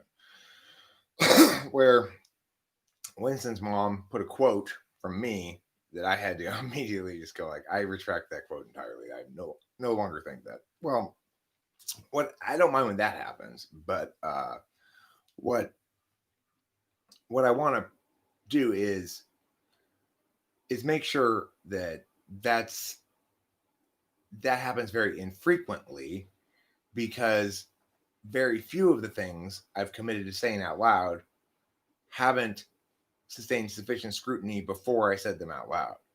What seems like a lot of on the fly stuff actually gets ideated out a lot in my head before it comes out for public viewing. It gets ideated incompletely lots of many times, and then it sort of comes together at a point, you know. And then I say it out loud. I normally don't make claims that I can't substantiate, and that means that it's rare you're going to find a quote like that you put here that I'm going to just say no at this point in my life, because I've learned to be very careful about what I say, and you're going to catch me making very few easily attacked or indefensible claims, no matter how long you talk to me. I'm pretty damn careful with my words, but that's not necessarily the case for all ENTPs at all. Part of why I'm that way is because of YouTube. YouTube has compelled me to leave a record of all my positions and things, but part of it's also because of debate coaching. Debate coaching means I learned it wasn't an act of discovery for me so much. The thing about most ENTPs is they want to create all the arguments themselves, right? When you're an actual debater, you realize that most argumentation has already been done. Almost all argumentation has been done before. And so everything you're saying is an example of some kind of argumentation. It fits into some sort of category. And it's best understood not in terms of like, well, that's an identity politics argument, but rather that, okay, you're arguing meta framework here. In other words, you're saying the resolution we're actually that's actually in dispute is subsumed by this larger framing issue. So it's that kind of argument. It has this kind of burden of substantiation, and it has this impact if substantiated, etc. I mean, it's understanding how things interact argumentationally. It's like whether or not you want to try to win framework, for example, is going to be dependent on how much your framework differs from your opponent's, and whether or not the difference is substantial enough to link back to the framework such that your impacts become round winning, become voters. You know, it's what I call relative absolutism. That because when argumentation is done right, it's relatively absolute, which is to say we can be absolute about our conclusions provided our premises are correct. Now, what comprises correct or incorrect regarding premises is a separate question, and there is no universal truth per se, but validity is inherently universal. So as long as we can establish conditional truths in a valid way, we can attain universal axioms.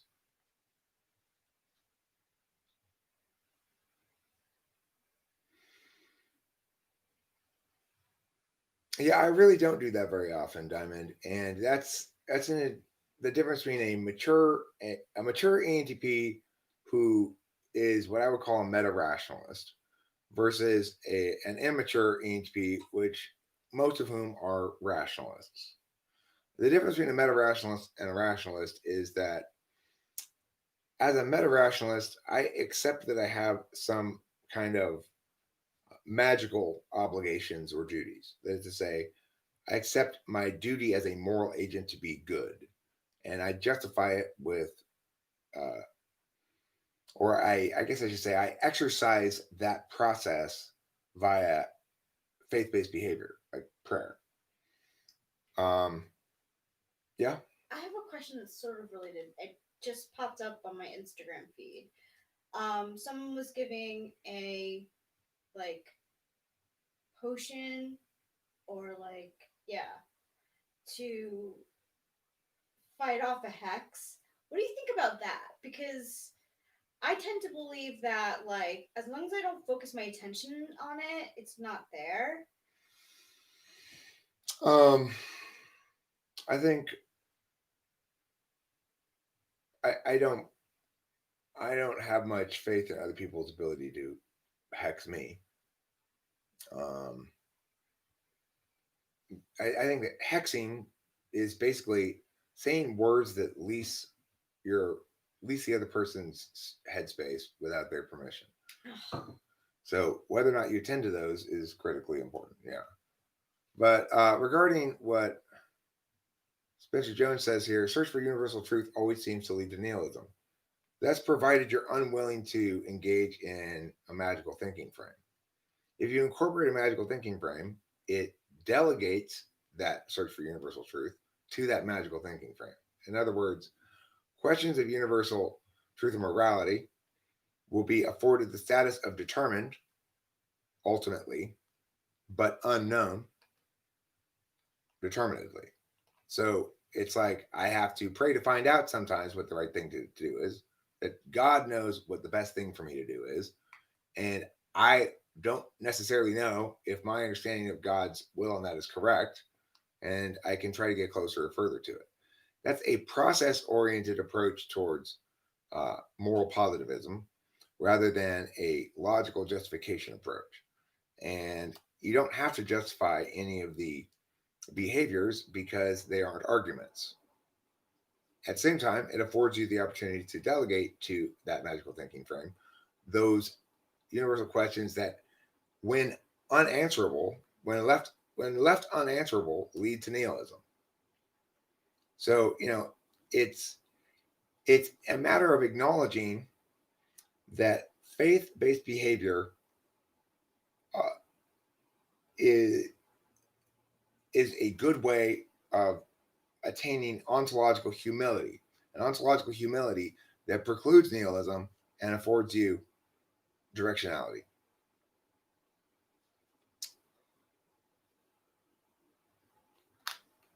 You said you're an INTP? Is that what you said, Spencer Jones? So for you, it's going to be especially true that if you continue looking for answers in ways by a parsing and ideation, you will conclude that there are no borders anywhere. You can always argue for anything. That's a serious concern.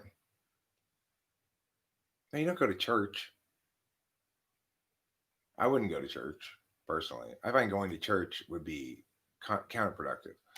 I engage in prayer that comprises basically three things, mostly two. The two things it mostly comprises are, one, expressing gratitude for my current state of affairs. Number two, expressing remorse for wrongdoings of whatever sort that I may have engaged in. And then occasionally, three, asking for directionality regarding positive moral matters. In other words, what ought I be doing now?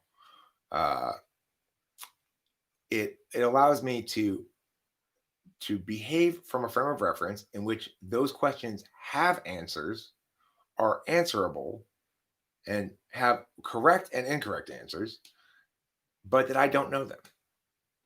And I don't have to worry about it because it's been delegated to that frame of reference.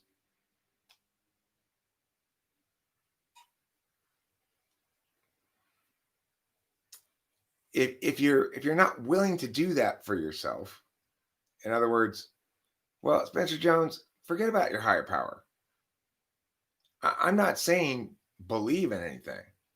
I'm saying engage in a specific behavior of prayer to God Almighty.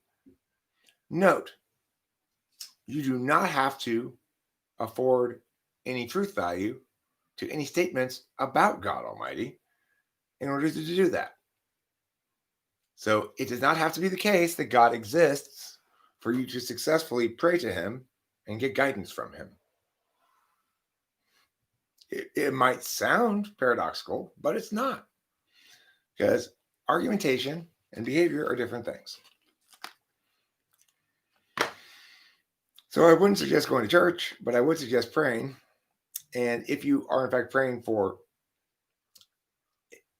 to give thanks, to express remorse, and to seek guidance, then implicit in that are some concessions that you have things to be grateful for, that you too have committed wrongdoings, and that you too, like every human being, needs guidance. I pray like that too. I ascribe to those things, and I feel the same way about church. Like, I even went to like a more modern church, I guess you can say, contemporary, and still there's that like they at one point were expanding the church to like new churches all over the place, new like ministries, I guess. I mean, to me, church feels like somebody said, "Hey, I know. Why don't we all poop at the same time together?" Oh yeah. It's like, no, that's a private thing. Yeah. Why would you poop all together in one room? So this place, like, it was like just Christian, and my parents really liked the messages, and the pastors were very young, so like they felt like they were like getting it. Anyway, the church wanted to expand, and they're like, "We're so excited! We're going to be expanding the church, and we have a church. We're going to open a church in like blah blah blah, like Maspeth." And I'm like, "Oh, that's great!" And they're like, "We just need $1 million to get there." Yeah. See, I don't like the smell of other people's spirituality any more than I like the smell of other people's farts. Right? You know, my religious / spiritual worldview explicitly states that this is how I do it. I have no recommendation for you unless you happen to be somebody in a highly, highly similar situation to the one that I was in, and still am in some sense. So this guy, what's his name? Spencer Jones. I feel legitimate in telling him about this stuff because he and I are very much in a same position. We're dealing with Alcoholics Anonymous, which wants you to use a magical thinking frame, and we're resistant towards it inherently because it doesn't logically validate. I'll try this, but I don't see how engaging in only the behavior is beneficial. Well, because it's an act of intellectual humility, which you need to break yourself out of your attentional habits. Your attentional habit is that you know best about everything. If you're a TI Dom with any second, you believe you've thought of everything possible and you know best about everything possible, specifically how everything else is wrong and how every claim is too bold and not sustainable. And by choosing to behave contrary to your map, you are acknowledging that the map and the territory are different things and that your map is not always predominant. No, it's not that you know nothing. It's that you recognize the limitations of mapping.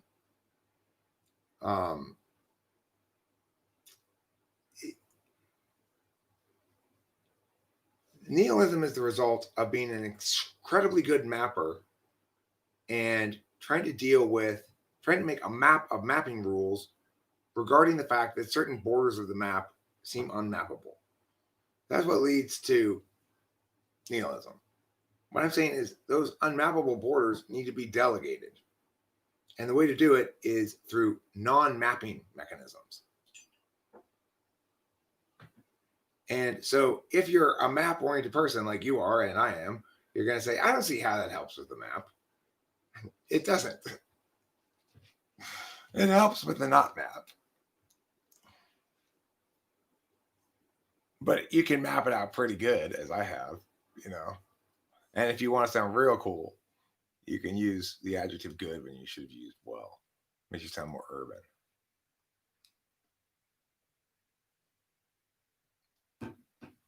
Oh, I want to give you a kiss on the cheek. Yeah, I got to say, I feel pretty pleased with this live stream. I'm going to wrap it up now. It's 4 hours long. Wow. But I think this was one of the more discursively engaging and active live streams that we've had around here in a while. They're then take it, Spencer Jones. That's what I'm saying. Why are you making rules for yourself, preventing yourself from indulging in magical thinking? You know? Why deny yourself? Why deny yourself the glory of arbitrary bullshit? It's delicious. It's totally 7 advice. I love that. It's necessary. It's not irrational, it's necessary. It's the thing that makes rationality definable. You know? I mean, that's why you only afford to it things that are unanswerable, Spencer Jones. Since you're delegating unanswerable questions to a thing, it's not surprising that the thing's argumentational sustainability is weak. It's true that argumentational sustainability of Christianity is weak. But the questions I'm delegating to it are questions that otherwise cannot be answered by rationality. So that makes perfect sense from a magical thinking frame. As long as you delegate it to such, it's fine. You don't even have any contradictions to deal with. It's just remembering that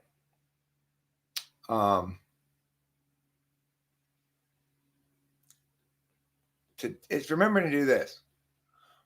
Fuck all y'all. I'll create a reality that's more sustainable than your reality, that your actual reality is. You know? As long as you keep that foremost in mind. Fuck all y'all. I'll create a reality that's more logically sustainable than your actual reality. And then it'll become your reality and everyone's reality. That's what it means to own one's own ontology instead of being owned by it, you know? Anyway, that's it. Thanks for being here.